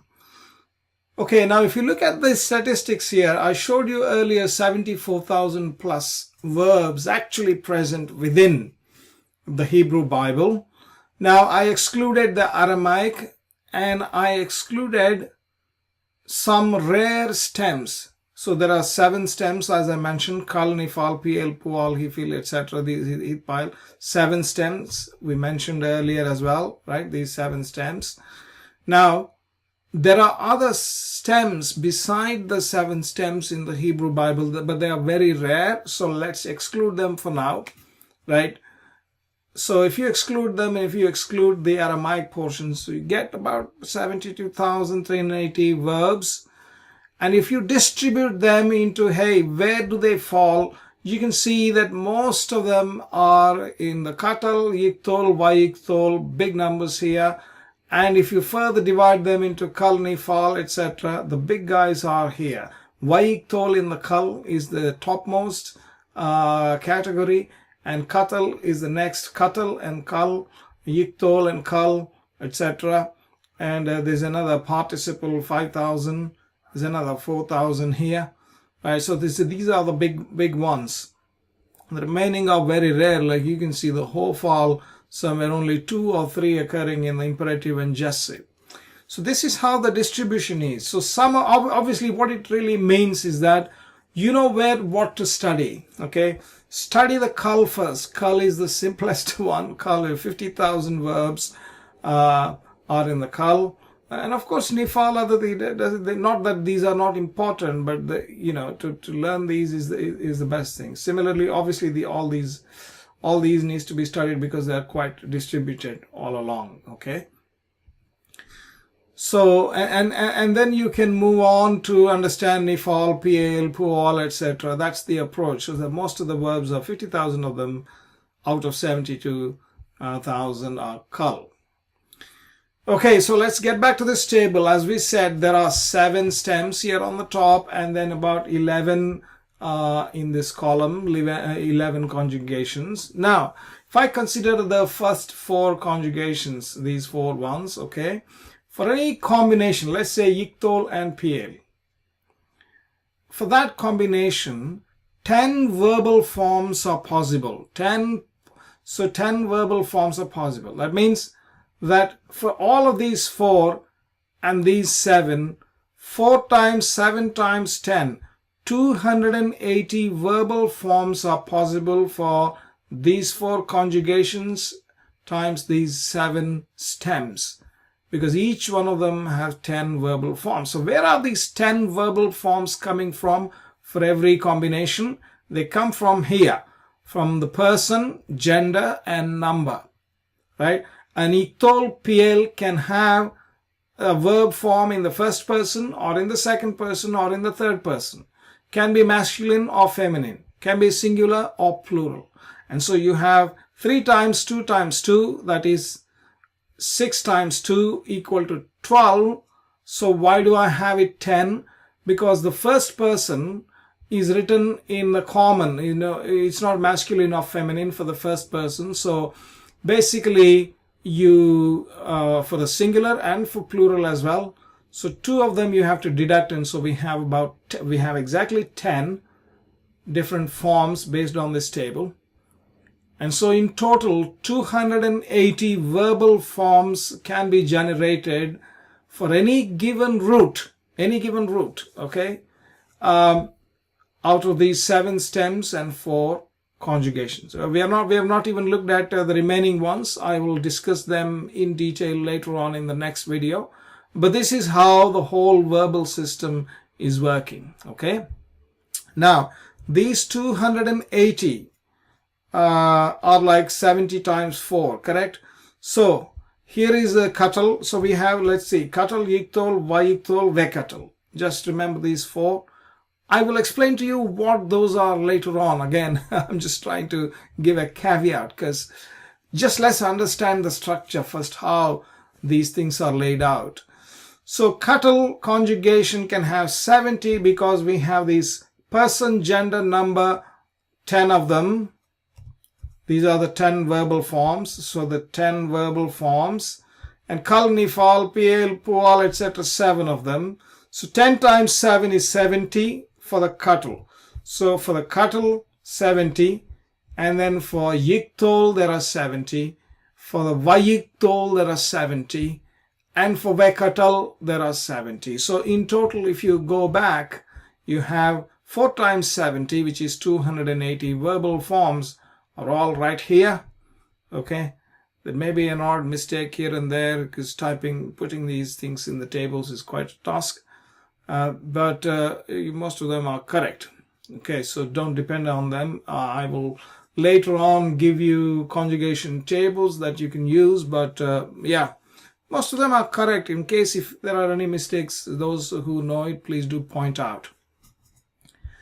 Okay, that brings us to the end of this first part on our study of the Hebrew verbs. I hope you enjoyed it. Please do like and subscribe to my channel and click the bell icon so that you can get notifications.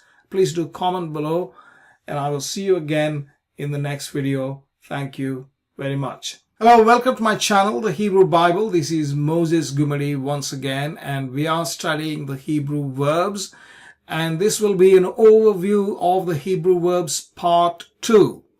In the previous study, we looked at the root shin mem resh, from which we said you can generate so many different kinds of verbal forms based on various structural rules. Right? We saw the conjugations and all that stuff. So this is what we saw, this table. There are about 11 Hebrew conjugations and 7 Hebrew verbal stems, and of course each of them will have different PGN. I'll come to the PGN, person, gender, number, etc. And when we could generate verbal forms out of that root. Okay, now let's take the Shin Mem Resh now and try to understand what are these stems. What are these stems really? Why are there so many stems? Why do we have all this complexity in the within the Hebrew verbal framework? Okay, so let's understand this one. So what is kal? Kal means simple active. It's a fairly straightforward verb in the active active voice. Okay, active voice. So the one opposite on the far end. So this is like a menorah, like, 7-branched menorah. That's a nice structure. So you can say opposite sides, corresponding opposite sides will have, same simple. So this is simple and that is simple, but this is active and that one is passive. So active would be shamar and passive would be nishmar. Okay. Right, we'll look at the meanings as well shortly. What are the meanings of it? We'll see. Intensive active means this verb is not simple, but it is a bit intensive. And here it is PL, shimmer. We will say, we don't say shamar. If you say shimmer, if you note it, so the whole difference is, most of the differences are basically down to the vowels. Sometimes some additional letters will be added, but they are primarily due to the difference in vowels. PL is shimmer. Hifl is a causative. Now these 3 are active. Those 3 are passive. Nifal, poal, hofal are passive. Kal, PL, hifl are active. And the one in the center called hithpael is reflexive. So what does it mean? It means that in the first 3, the action is taken by the subject upon someone else. In the last 3 passive ones, the action is taken upon, that is in the passive sense, upon the subject. And, not subject, you probably call them object, don't you? Right. So here this is in the intensive reflexive then. In the middle one, it's a reflexive meaning you do it to yourself, right? So there are certain verbs which you do it. There are some examples in the Hebrew Bible where they shall bless themselves, although they are translated as they will be blessed, but actually there are verbs in hithpael, reflexive. All nations shall bless themselves in thee. In Abraham, bless themselves. So the blessing themselves is a reflexive action, doing things to oneself. Okay, this is doing things to others.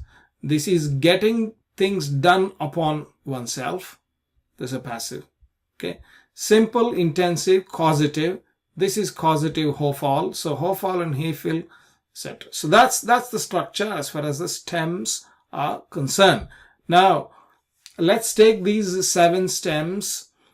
I've put them here. The order in which these things occur and the order in which here I have indicated is not the same, because I created this order to show this sort of a V structure here, like a menorah, because the corresponding branches, the last one and the first one, the second one and the second last one, etc., they are related.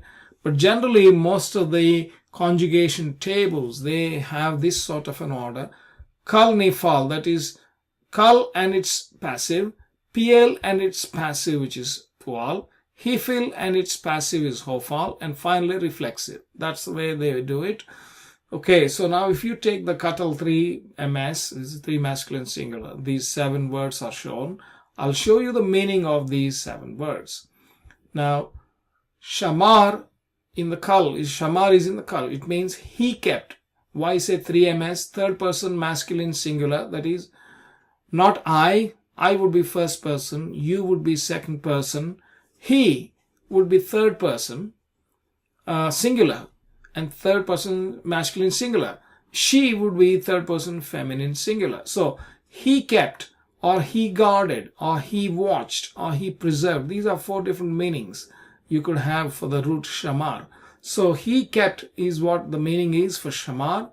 Nishmar means he was kept, he was guarded, he was watched over, he was preserved in the passive. Nishmar, that's nifal. Piel is shimer. Here he kept the watch over, he guarded carefully, he observed it diligently. You can see the intensity here. Okay, so this is an intensive. Pual again is intensive in the passive. Shumar, he was carefully kept, closely watched over, etc. Hifil is hishmir. He caused to keep. So here the subject is not keeping directly, but causing someone else or something else to do it. Okay, so it's a causal thing, causative. He made to watch over, he had someone to guard, etc. Whereas hofal again is the same thing, causal one, okay, but in the passive. He was caused to be kept, he was made to watch over, etc. And finally, hitpael would be reflexive, and therefore he guarded himself.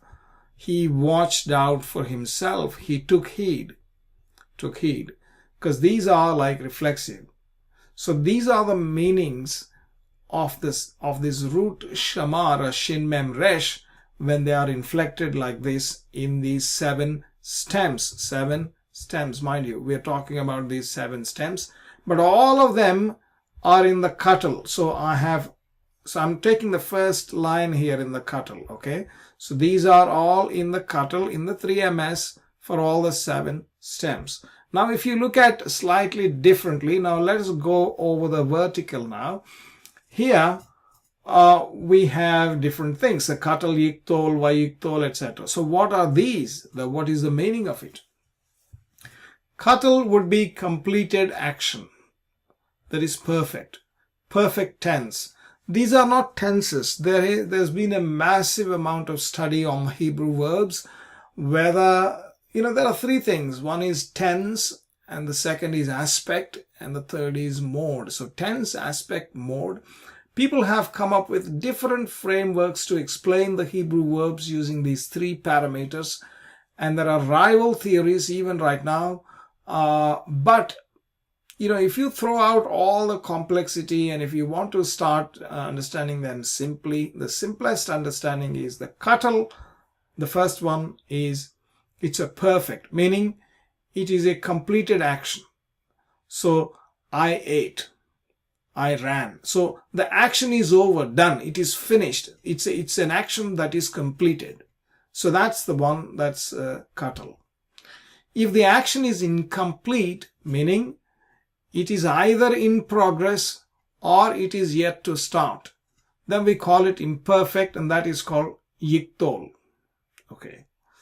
Now once we understand these 2, the rest of them are all easy. Now vayiktol and vekatal are exactly similar to the previous ones. So for example, you can see vayiktol is, in terms of the meaning, it's just like perfect. However, its morphology or its form, it looks like yiktol, but with a vav conjunction in the front. And so it looks like yiktol, but it has a meaning of the katal, with an addition of and in the beginning. Similarly, vekatal, with an addition of vav in the beginning. It looks like katal, that's the perfect, but actually it is imperfect. So essentially vayikthol and vekatal, for now, if you want, for basic understanding, without getting into the nuances. And this applies well for most cases. So you can treat vayikthol as perfect and vekatal as imperfect with a conjunction. So they are pretty much work like kal and yikthol, are perfect and imperfect. So that explains the 4 categories.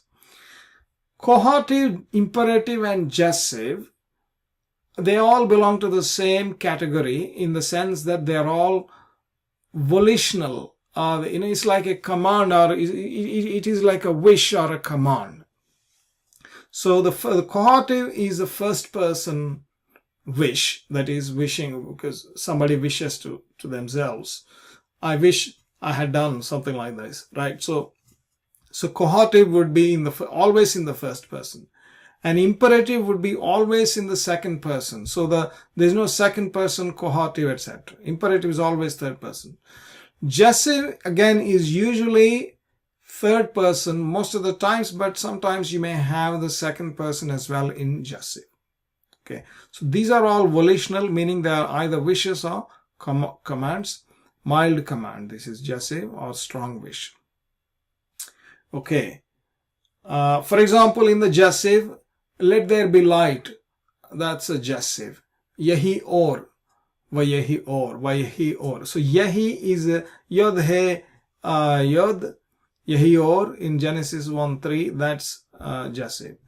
Infinitive means like you inflect the verb in such a way that it becomes like an adverb or a verbal noun, and it has 2 types, which is absolute and construct. I think we will look into them in some of the videos, but just be aware there are 2 infinitives. They act like verbal nouns. So they are verbs, but basically sometimes function like nouns or sometimes as adverbs. Participles, again, like they are like the continuing things like running and eating, etc. Like in English, participles, we have both active and passive, and they are like verbal adjectives. Okay, so these are the conjugations. All of these roots can be conjugated in these ways.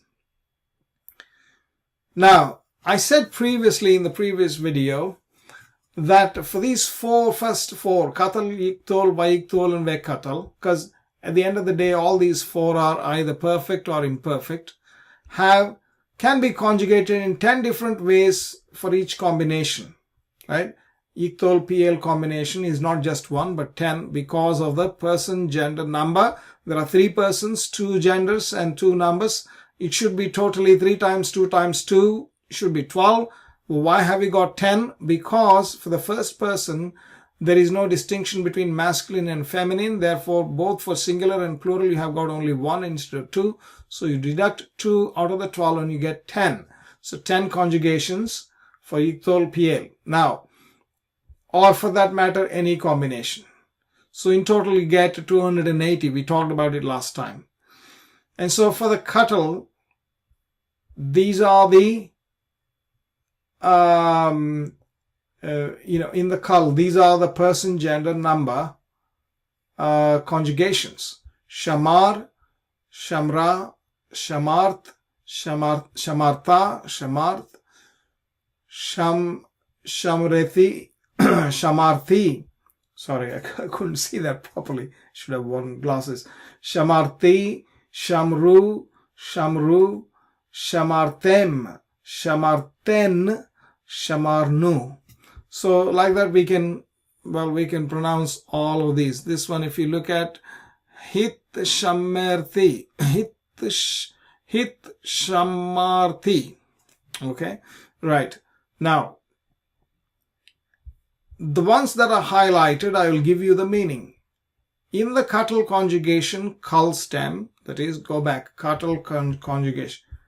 Katal conjugation and kal stem. Here, this one, I said there are 10 conjugations possible in that intersection, that one, because of the person, gender, number, right? So these are the 10 in the katal and kal, all PGN, mean all person, gender, number.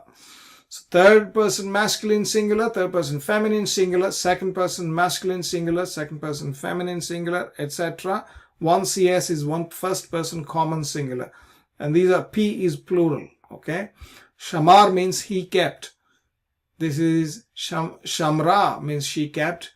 Shamartha means you kept. You is the masculine singular.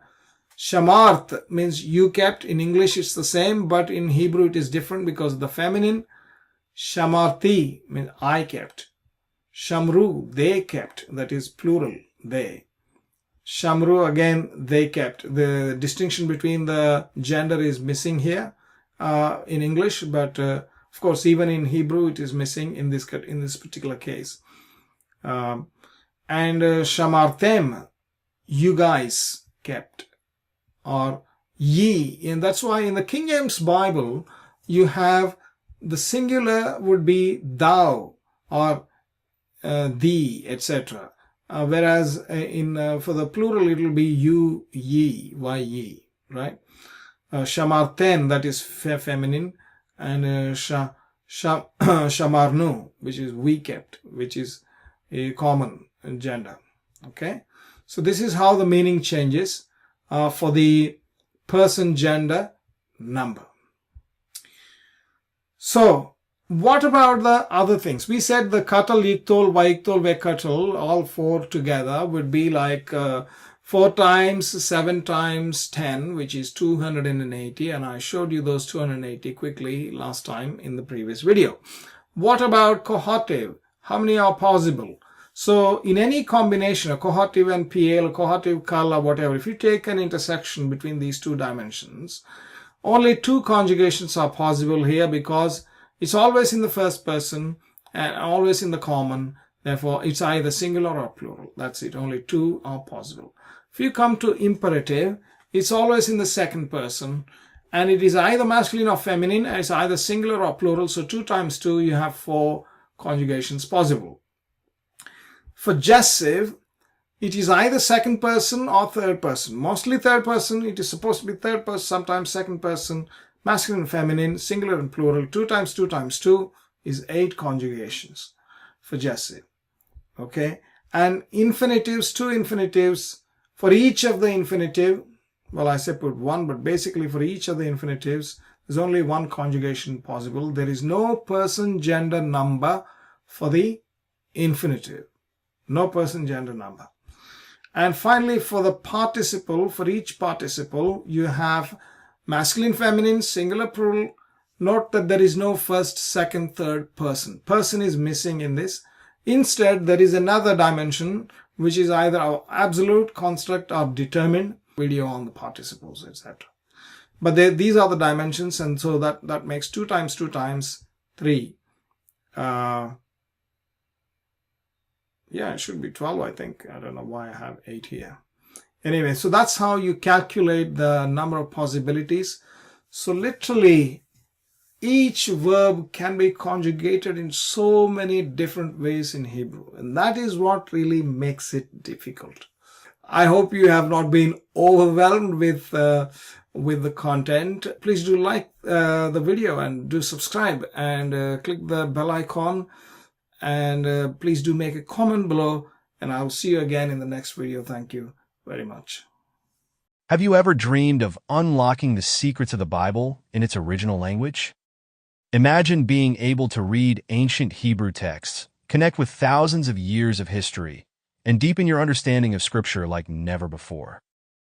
It all starts with mastering the Hebrew alphabet and vowels, and we've made it easier than ever with our biblical Hebrew flashcards.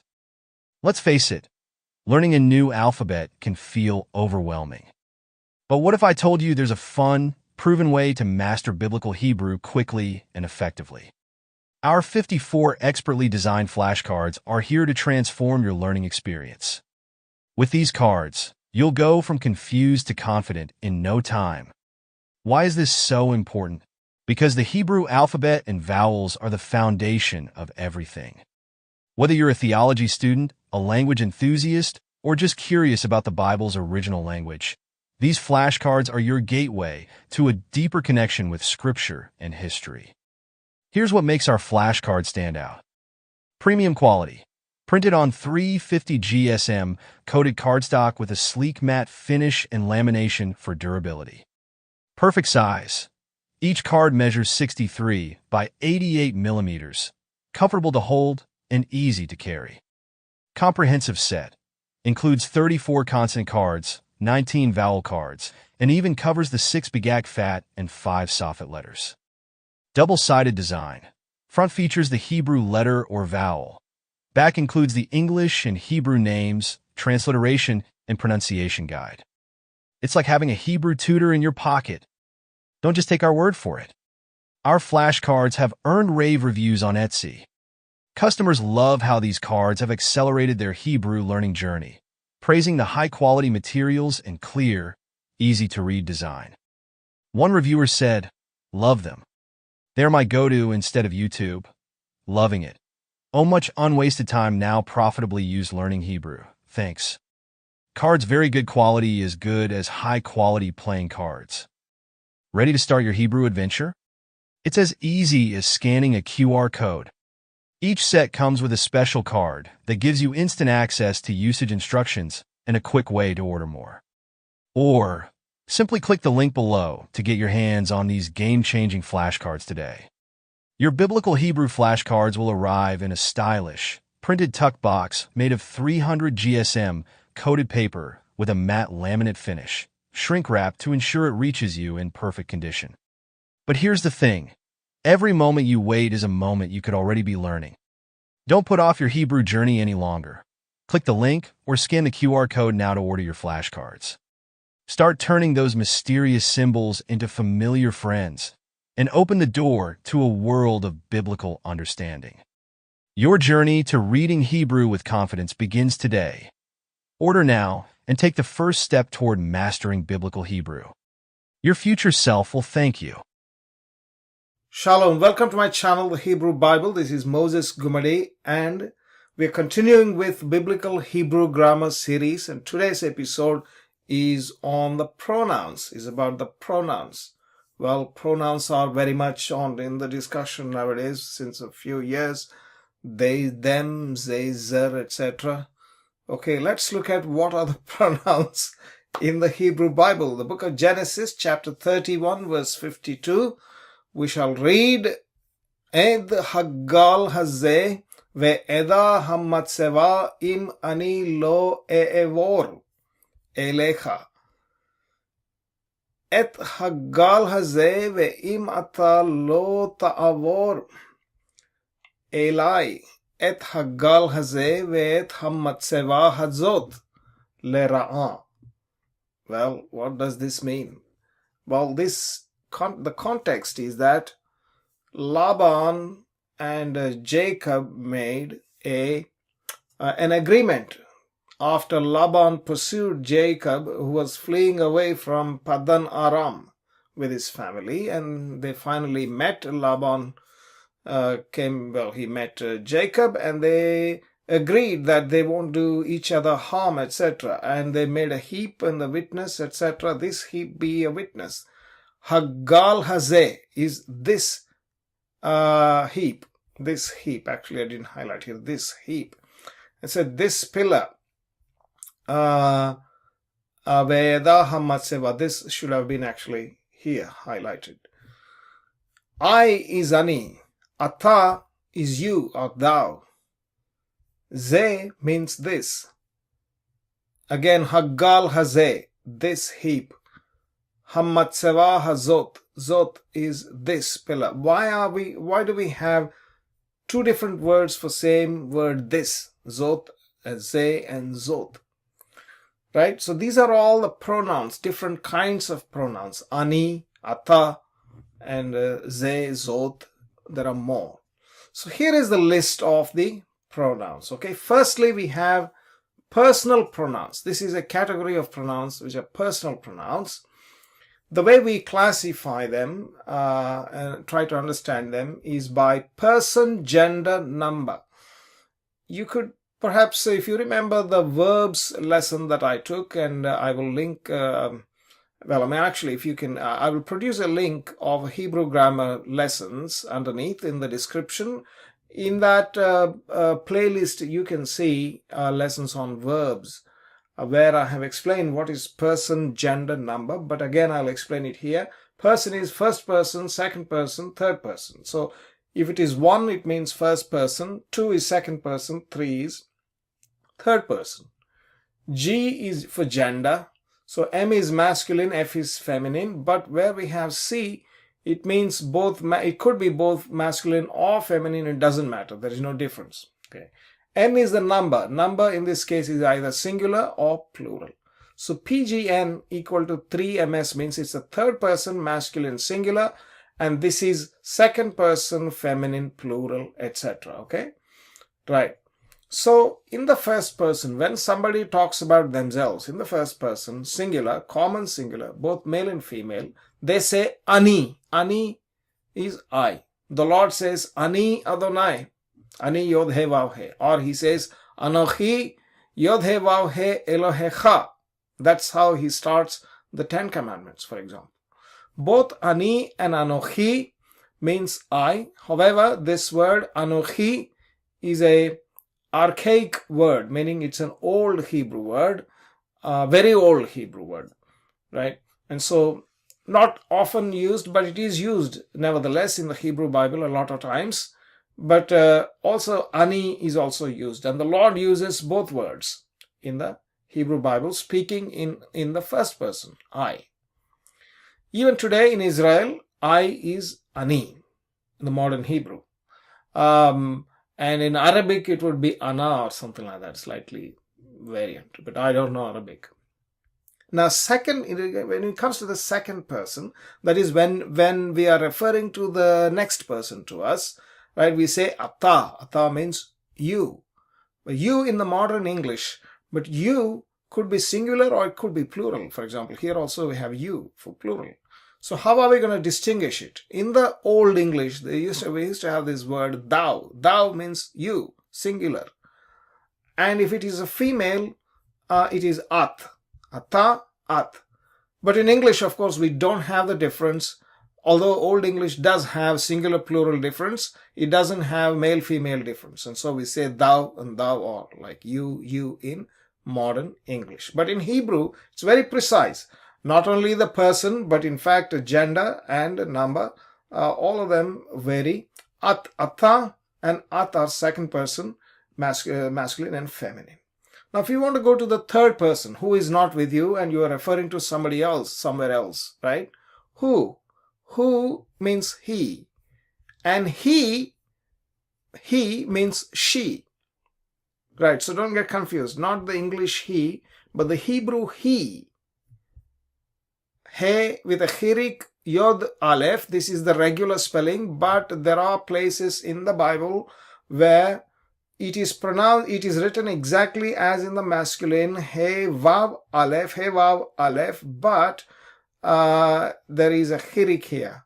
And so this is a bit of an oddity because you never put a chirik here with a vav next to it. And so we pronounce it as he, but actually the word is written as who, as in just in the masculine, but the intention is to say female he. Okay, this is an old form, it is no longer used, but it does exist mostly in the Pentateuch, mostly in the Torah, first 5 books. However, it does occur once in a while in the rest of the books as well, but very rarely. Okay, so the English he would be who in Hebrew. Okay, now if it is plural, we, it's anachnu, that is we. And if a plural second person masculine is atem, second person feminine plural is Athena. Athena. Again, in English, Old English, ye. Why ye? Because why ye instead of you? Because ye and thou are distinguished from one another in the number. This is singular and that is plural. However, even Old English, as I said before, doesn't distinguish. In the gender, it's the same in English, but Hebrew distinguishes. Atem, Athena. And the third person is usually hem and hen, but it could be hemma and henna as well. Hemma, henna, or hem and hen, which is they. Okay, these are personal pronouns. However, you would have noticed previously, we read zo, ze, and zot, this and this. So, but this, what is this and this?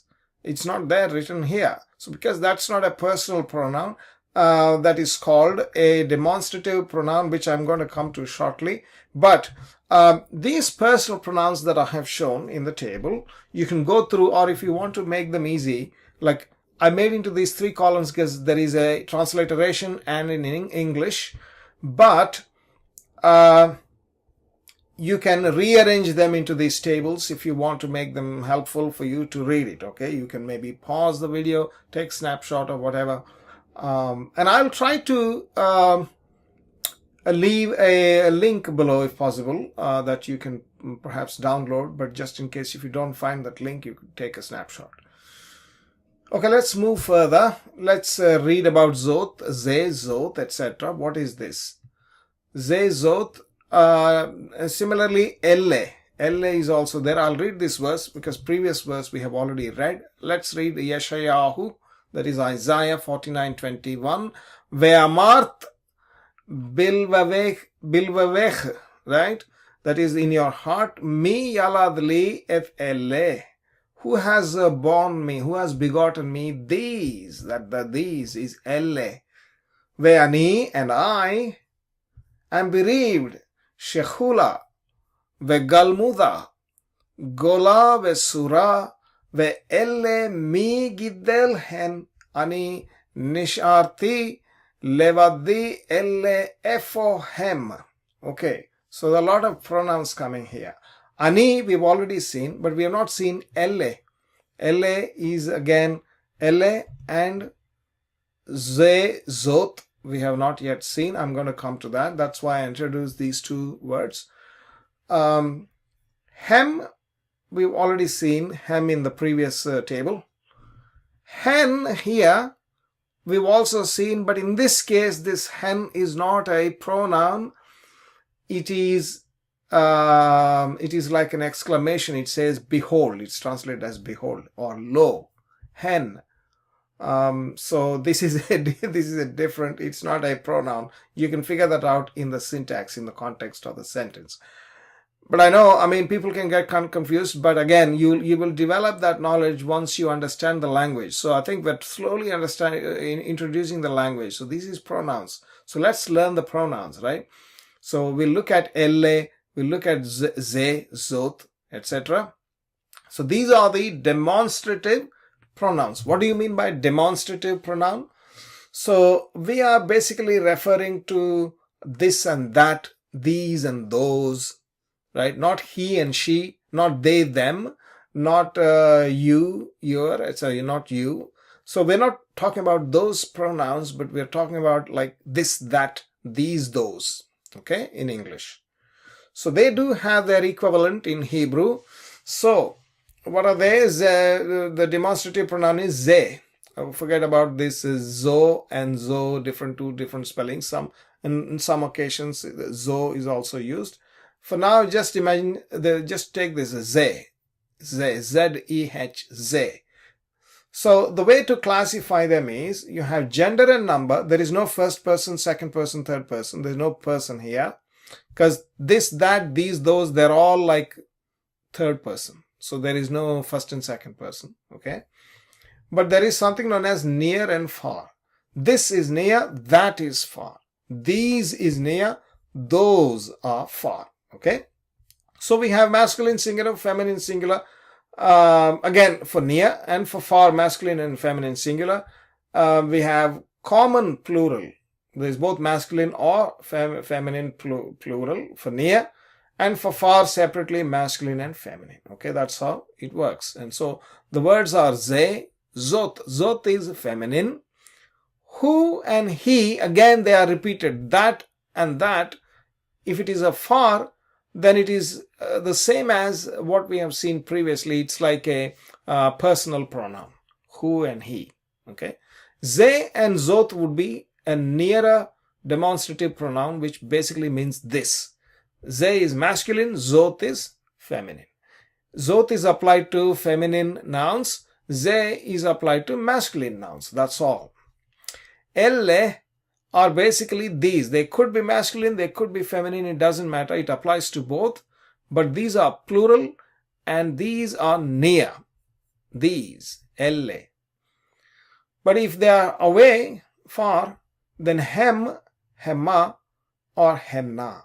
Hem, hemma, henna. Those. Okay, those, etc. Again, these are a little bit similar to what we have already seen in the personal pronouns. So really, the new ones are ze and zot and elle. The other ones are close. You can understand them. So, from the earlier verse we read where, they made a witness, the heap as a witness and a pillar as a witness. Haggal hazeh. Haggal hazeh. Hazeh, there is a dagation, so you pronounce Z as doubled. Haggal hazeh means this heap. This heap. And hammatseva hadzot. Hammatseva hadzot is this pillar. Why is zot? Because it is matseva, which is pillar, is a feminine. By the way, generally you can figure that out when there is a kamatz and he in the end. You can think that that is feminine. Okay? Right. And here you can see the article. So these are like adjectives, demonstrative adjectives. We call them demonstrative adjectives. Why? Because a noun is explained by another pronoun or a noun. It's an adjective in this case. And the article is doubled in both the places. Hammatseva hadzot. So the ha in both the places, etc. Okay, let's read another verse. Isaiah chapter 45 verse 21. This verse we have read in several instances in many of my earlier videos. Mostly about God and His uniqueness, about videos on monotheism, etc. So let's read this. Haggidu ve haggishu of Yivva'atsu yahdu mi hishmi'a zot mikkedem me'az higidah. You have to double it with the he here, higidah. You should pronounce he a little bit hard. Halo ani Adonai ve ein od Elohim mibbaladai el tzaddik umoshia ein zulati. So basically he's telling, tell ye, bring them near, let them know, let them take counsel together. Who has declared this from ancient time? Who hath told it from that time? Have not I, Hashem, YHWH, and there is no God beside me, and there is a just God and a Savior, there is none else beside me. When he says there is no God, he's not talking about Elohim, he's talking about El Tzaddik. Of course, he says, Ve'ein od Elohim, he said there is no God beside me. Again, he says a just God, El Tzaddik. El is singular. Okay? El Tzaddik umoshia ayin zulati. There is no just God, a singular God and a Savior, none beside me. He is the only singular God and He is the God. Ha-el, in another verse close by. Okay, so what's the point? The point is we've got some new pronouns here. Zot, we've already seen. We have this me. Me means who. And we have ani, which is I, we've already seen. And this he, the letter he, with a khataf patach, halo ani Adonai. So halo means is it not? It's a question. Okay, so I'm going to explain that shortly. So these are called interrogative pronouns. Interrogative pronouns meaning they are like asking, they are involved in asking the questions. For example, mi hishmiya. Who has declared this? Mi hishmiya zot. Who has declared this? So this mi is who, means who. And there is a similar word for what, which is ma. Ma means what. Both are questions. So they are called interrogative pronouns. You can call them pronouns, but basically interrogative words. These are called actually pronouns in the grammar. But there is another one which is not strictly a pronoun. This is called an interrogative. Let's call it just an interrogative. This letter, he, with a patak, khataf patak, with the two dots here and a patak, right? Khataf patak. Ha. What does it mean? It simply means question mark.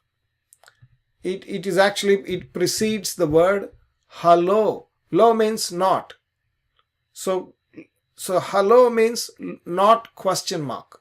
Not question mark. Not question mark, I am the Lord means, am I not the Lord? Am I not Hashem? That's the point. Have not I, or am I not, or is it not I? YHWH. So that's the point. So hello means not question mark, because this only means question mark. Okay? Right. So those are the interrogative pronouns. So we've seen so far the personal pronouns, we've seen demonstrative pronouns, we've seen interrogative pronouns, interrogatives. Let's look at another one finally before we close.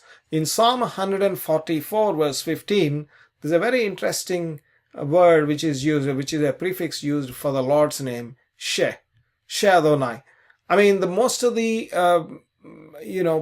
prefixes that are used are generally conjunction vav, or it could be lamed or bet and mem, etc. They are all prepositions, but in this case, this one is very interesting.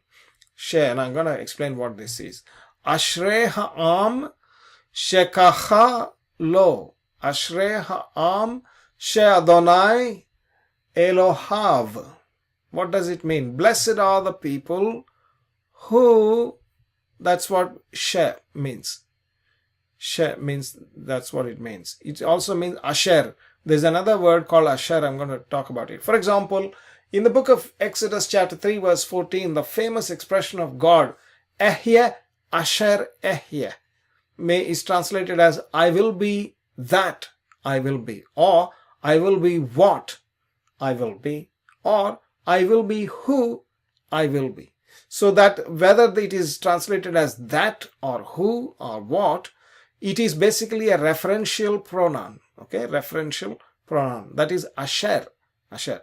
And this prefix she is essentially a shortcut of the same asher, just used as a prefix before the word. Shekacha lo.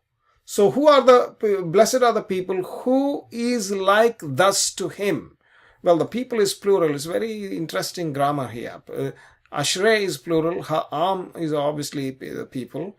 Shechacha, that is becoming like, shechacha means who is like thus, who is like this to him. It's a bit difficult to understand in English if you literally translate. So what it means is who are in such a state, who are like this. Blessed are those people who are like this. Like what? Read the previous verse. That's what it means, right? Who are like this. And the next clause says, blessed are the people who has Adonai YHWH for his God. Adonai Elohav, his God.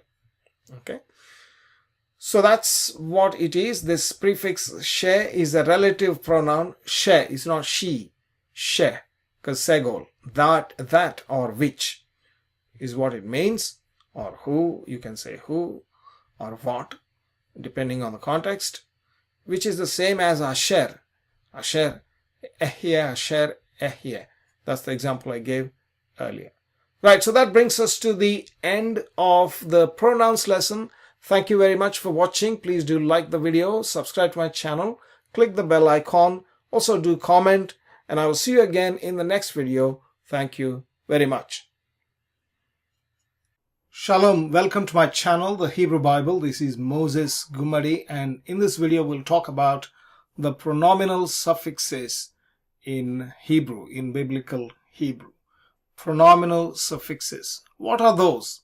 So let's read this verse, Vayikra, Leviticus, chapter 5 verse 24 in the Hebrew Bible. It'll be chapter 6 and verse 5 in the Christian Bible, because the chapter and verse numbers are not quite the same in some places. Okay, let's read this.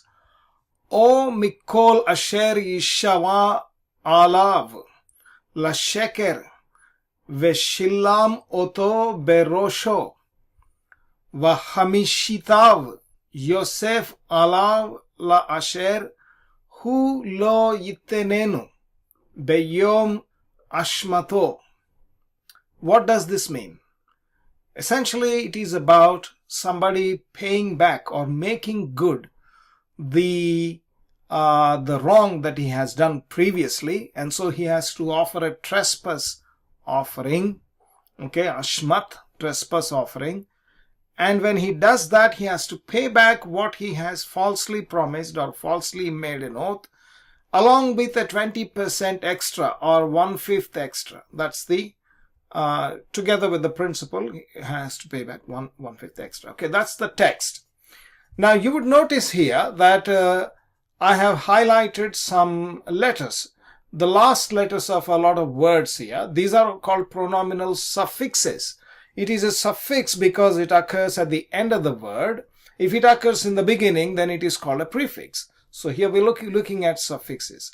Alav and oto, berosho. So here you see alav is upon him and oto is it or him. Actually, I've just put it as it. Berosho, that is his head. So his corresponds to that suffix. Not the entire word, but just that suffix corresponds to his. Here also him, that one. Okay, add upon him. Fifth, let him add upon him. So his fifth. That is vechamishitav, that is his fifth. And again, alav is again upon him. And lo is to him. Right? And ithnenu. Here, this is a bit of an odd one here, although it is in the same thing, like it's a third person masculine singular. It is him, but it is slightly different. It's an odd one, which I will cover in a different video. So essentially, what we are looking at is the pronominal suffixes. Alav, upon him. It's a preposition. So the suffix is not only applied to nouns and verbs, but also to prepositions, as in this case. Al is a preposition.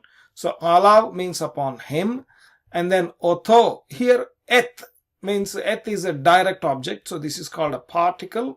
This direct object occurs in the book of Genesis chapter 1 verse 1. Bereshit bara Elohim et hashamayim ve'et ha'aretz. What it means really is, of course, in the beginning God created the heavens and the earth. But this word eth remains untranslated in English simply because this is a pointer to the object in the sentence. Meaning, bara is the verb, Elohim is the subject, and Shamayim and Aretz are the objects of the verb. Meaning, the verb action is done upon these. So, eth indicates that this one Hashamayim, which is heavens, is the object that it is created. Away eth haaretz, again this eth denotes it's an object. And so when you put a pronominal suffix on eth, it becomes oto. Okay, so that's a particle. Now there are other parts of speech in Hebrew. Obviously, nouns and verbs are basic parts of speech in any language. Here we have rosh. Rosh is the noun. In front of the rosh you have a prefix which is beth prefix, and this is the preposition. But in the end you have the suffix, and that is what is the pronominal suffix. So pronominal suffix can be affixed to prepositions, particles, and nouns. And the next one is an adjective. Again, vahamishitav. Va is a prefix. It's a conjunctive. It's a conjunction. It's a prefix. Hamisha or hamishi means fifth. Is basically an adjective, and then you put a pronominal suffix, this yod and vav, it becomes his fifth or its fifth. Similarly, another type of preposition, which is not the preposition like the previous one, allow, but this is a prefix preposition, lamed. without having any word in between, just the preposition and the suffix itself together. Just imagine this is just one letter is a prefix and the other letter is a suffix, and that's it. There is no word in the middle. And even here you can actually attach suffixes to one letter prepositions. Okay. And finally, you can also put a suffix to verbs. He shall give him. So that's the him bit here. So the point is that if you look at the morphological analysis of that particular verse we just read earlier, all these words have a suffix at the end. They can be attached to almost any part of speech, and they have this person, gender, number. In this case, all of these are third person masculine singular. Therefore, we will ask the question of what about second person feminine plural? How is that going to look like? Which we are going to see shortly. This is called a morphology, which it means this H indicates in the beginning it's a Hebrew word, not an Aramaic word. R refers to preposition, T refers to particle, N refers to noun, etc. And you can see here this word is divided. For example, berosho. This be is a preposition, HR is a preposition, and then the next one is the noun with it's a masculine singular in the construct, and then you have preposition. So there's the morphology. You can find morphology in the Blue Letter Bible. You can go to Blue Letter Bible and look up any verse in the Hebrew Bible in the Old Testament. Click on the verse in English, then you will see the Hebrew text below, and in the Hebrew text below, click on any Hebrew word. Then comes out the pop-up where it will give you the morphology of that particular word. Okay, but I'm not going to talk about much morphology here, but what I'm trying to say is that you can find out whether or not there is a suffix in a given word through morphology, and you can also find out what type of a suffix is it, right? What is the masculine or feminine, or what is the person, etc. that you can find. Now, here are the actual pronominal suffixes. This circle here, right? Okay, so before this, get into these, let me explain to you the table. So in the first column here, there are two tables. Okay, the first table is for the singular, second table is for the plural. I could have put it in the same table, but I just try to make use of the space and split them into two boxes, right? So the first column is PGN, person, gender, number. So here we have all of them singular. Number is the singular, G is the gender. Here it is common gender, that is the first person common singular, second person masculine singular, second person feminine singular, third person masculine singular, third person feminine singular. Now, all of these have their corresponding plurals, which is exactly the same except that the last letter is P, etc. Okay. Now you have the type 1 and type 2 columns in both. Type 1 denotes the suffix, right, for the corresponding PGN or person, gender, number after the word. For example, the last letter of the word, this circle, this dotted circle denotes the last letter of the word to which you attach a hirik, E sound, and then follow it up with a yod. If you do that, this is a type 1 suffix in the first person common singular, and what it means is my or me. I'm going to show you an example. So second person masculine singular would be thy and thee. That is, again, in the Old English, thy and thee means singular, not plural, whereas whereas you and your would be plural. In modern English, of course, you and your can mean singular and plural. There is no distinction, but I try to use thy and thee to distinguish between singular and plural. Okay, but in English there is no distinction between masculine and feminine. So thy, thee is repeated here, whereas in case of Hebrew, there is a difference in the sound. It is ha and h. I'm going to show you with an example, then you'll understand. So these are the suffixes that are attached to the words, which means his, my, your, hers, etc. Right? Or theirs, their, yours, ours. All these possessive or pronominal suffixes. Okay, nu, hem, hen, hem, hen. Some of these would be similar to the pronouns that we have talked about in my previous video, which you can watch. I will give a link below, also to verbs, so you can understand what this PGN is, person, gender, number, which is pretty much straightforward, but I'll give you a link below to the in the description. Now let's look at the example in the singular now. These are all in the singular. When I say singular, it's not the word that is singular. Here in this case, Elohim is ideally a plural, but of course we translate it as God when it refers to God. It could also mean gods. Okay, but what is singular is the suffix my God, Elohai. Notice that is I. This is being used, the type 2. Type 2 is being used, not the type 1. Why? Because in Hebrew, most of the times, not always, there are exceptions, but most of the times, type 1 suffix is used for singular nouns and type 2 suffixes are used for plural nouns. In this case, Elohim is a plural noun, therefore I here, I, not E. So it's not Elohi, it's Elohai. Elohai means my God. Elohecha. Elohecha would be thy God. In the modern English, it will be your God, but thy is singular. That's why I have shown as thy God. Similarly, Elohaich, slight difference, would be again thy God, but as referring to a female, second person female, feminine singular. Elohav would be his God. Eloheha would be her God. Okay, so you can notice that if you notice the patterns of the suffixes, they match this type 2 here because Elohim is plural. But don't forget, all the suffixes, even the type 2 suffix in this case, they are all singular. First person common singular, second person masculine singular, second person feminine singular, third person masculine singular, third person feminine singular. These are all singular.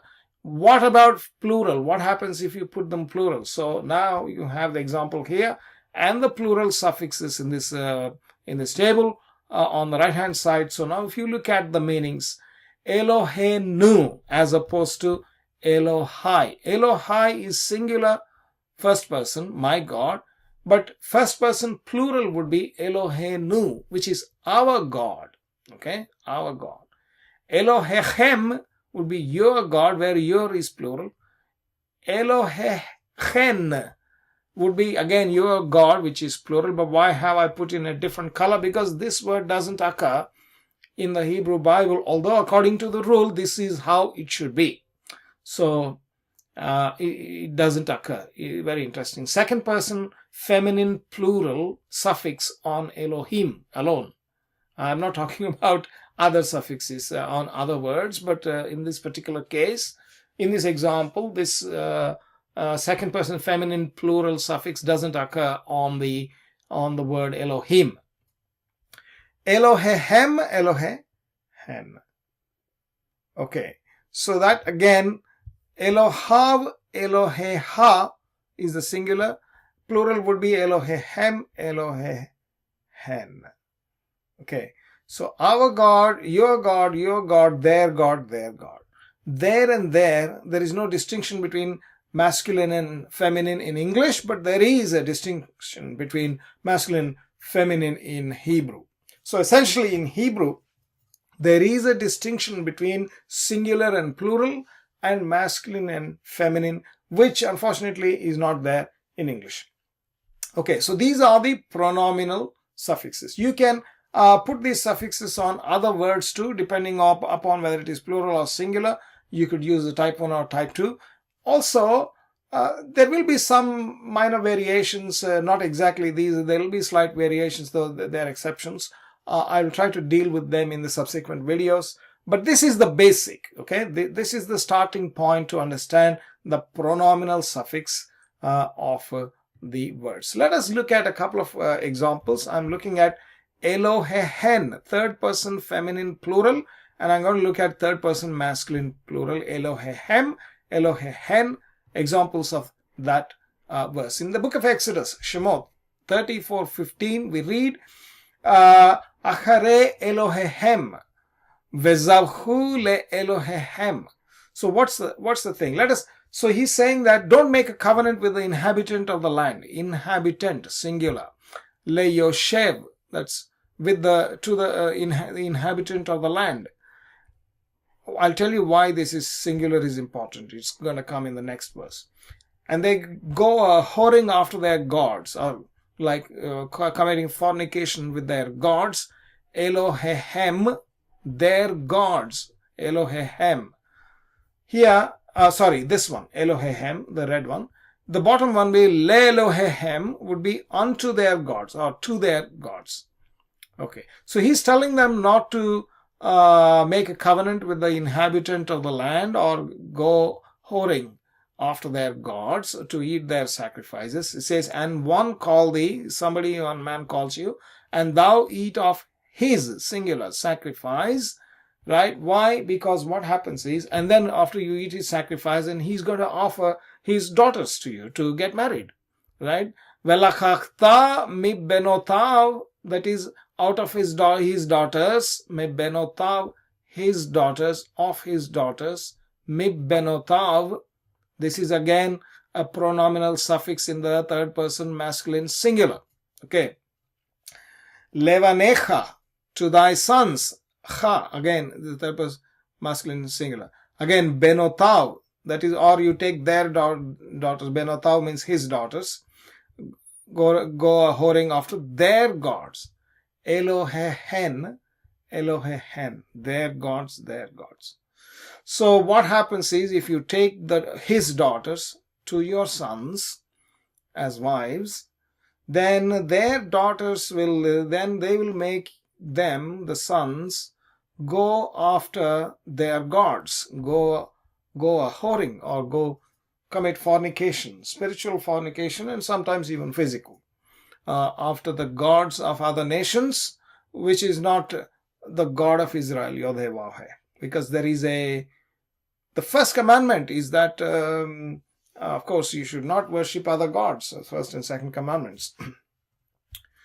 Okay, that brings us to the end of this video on the pronominal suffixes, and I will potentially do a couple of more parts on the pronominal suffixes, because when their pronominal suffixes are linked with the one letter prefixed prepositions, also with some other prepositions, you get some interesting combinations which need to be known, and therefore I will try to do some additional videos.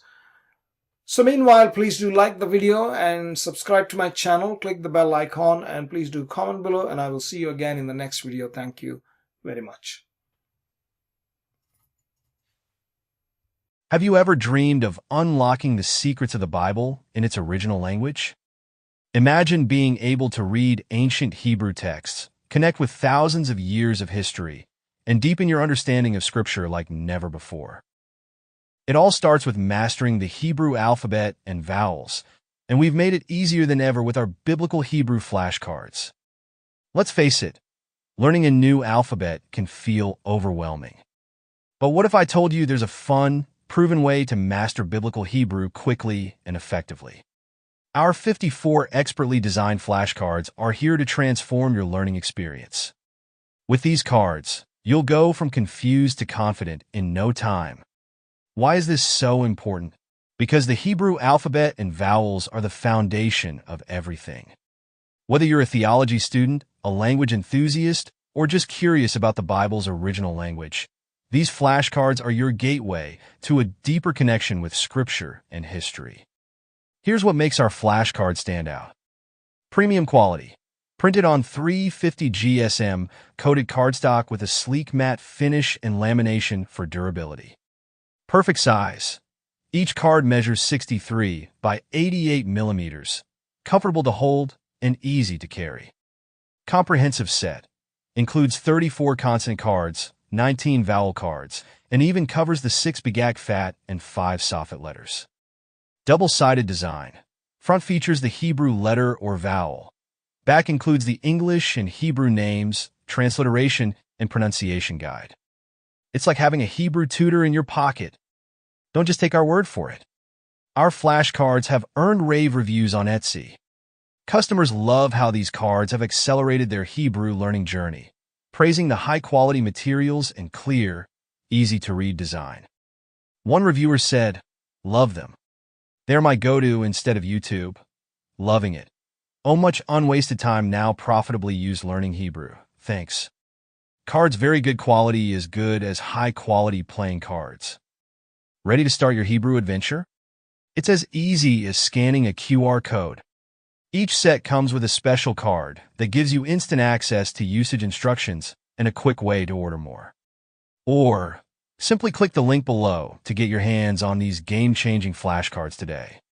Your biblical Hebrew flashcards will arrive in a stylish, printed tuck box made of 300 GSM coated paper with a matte laminate finish, shrink-wrapped to ensure it reaches you in perfect condition.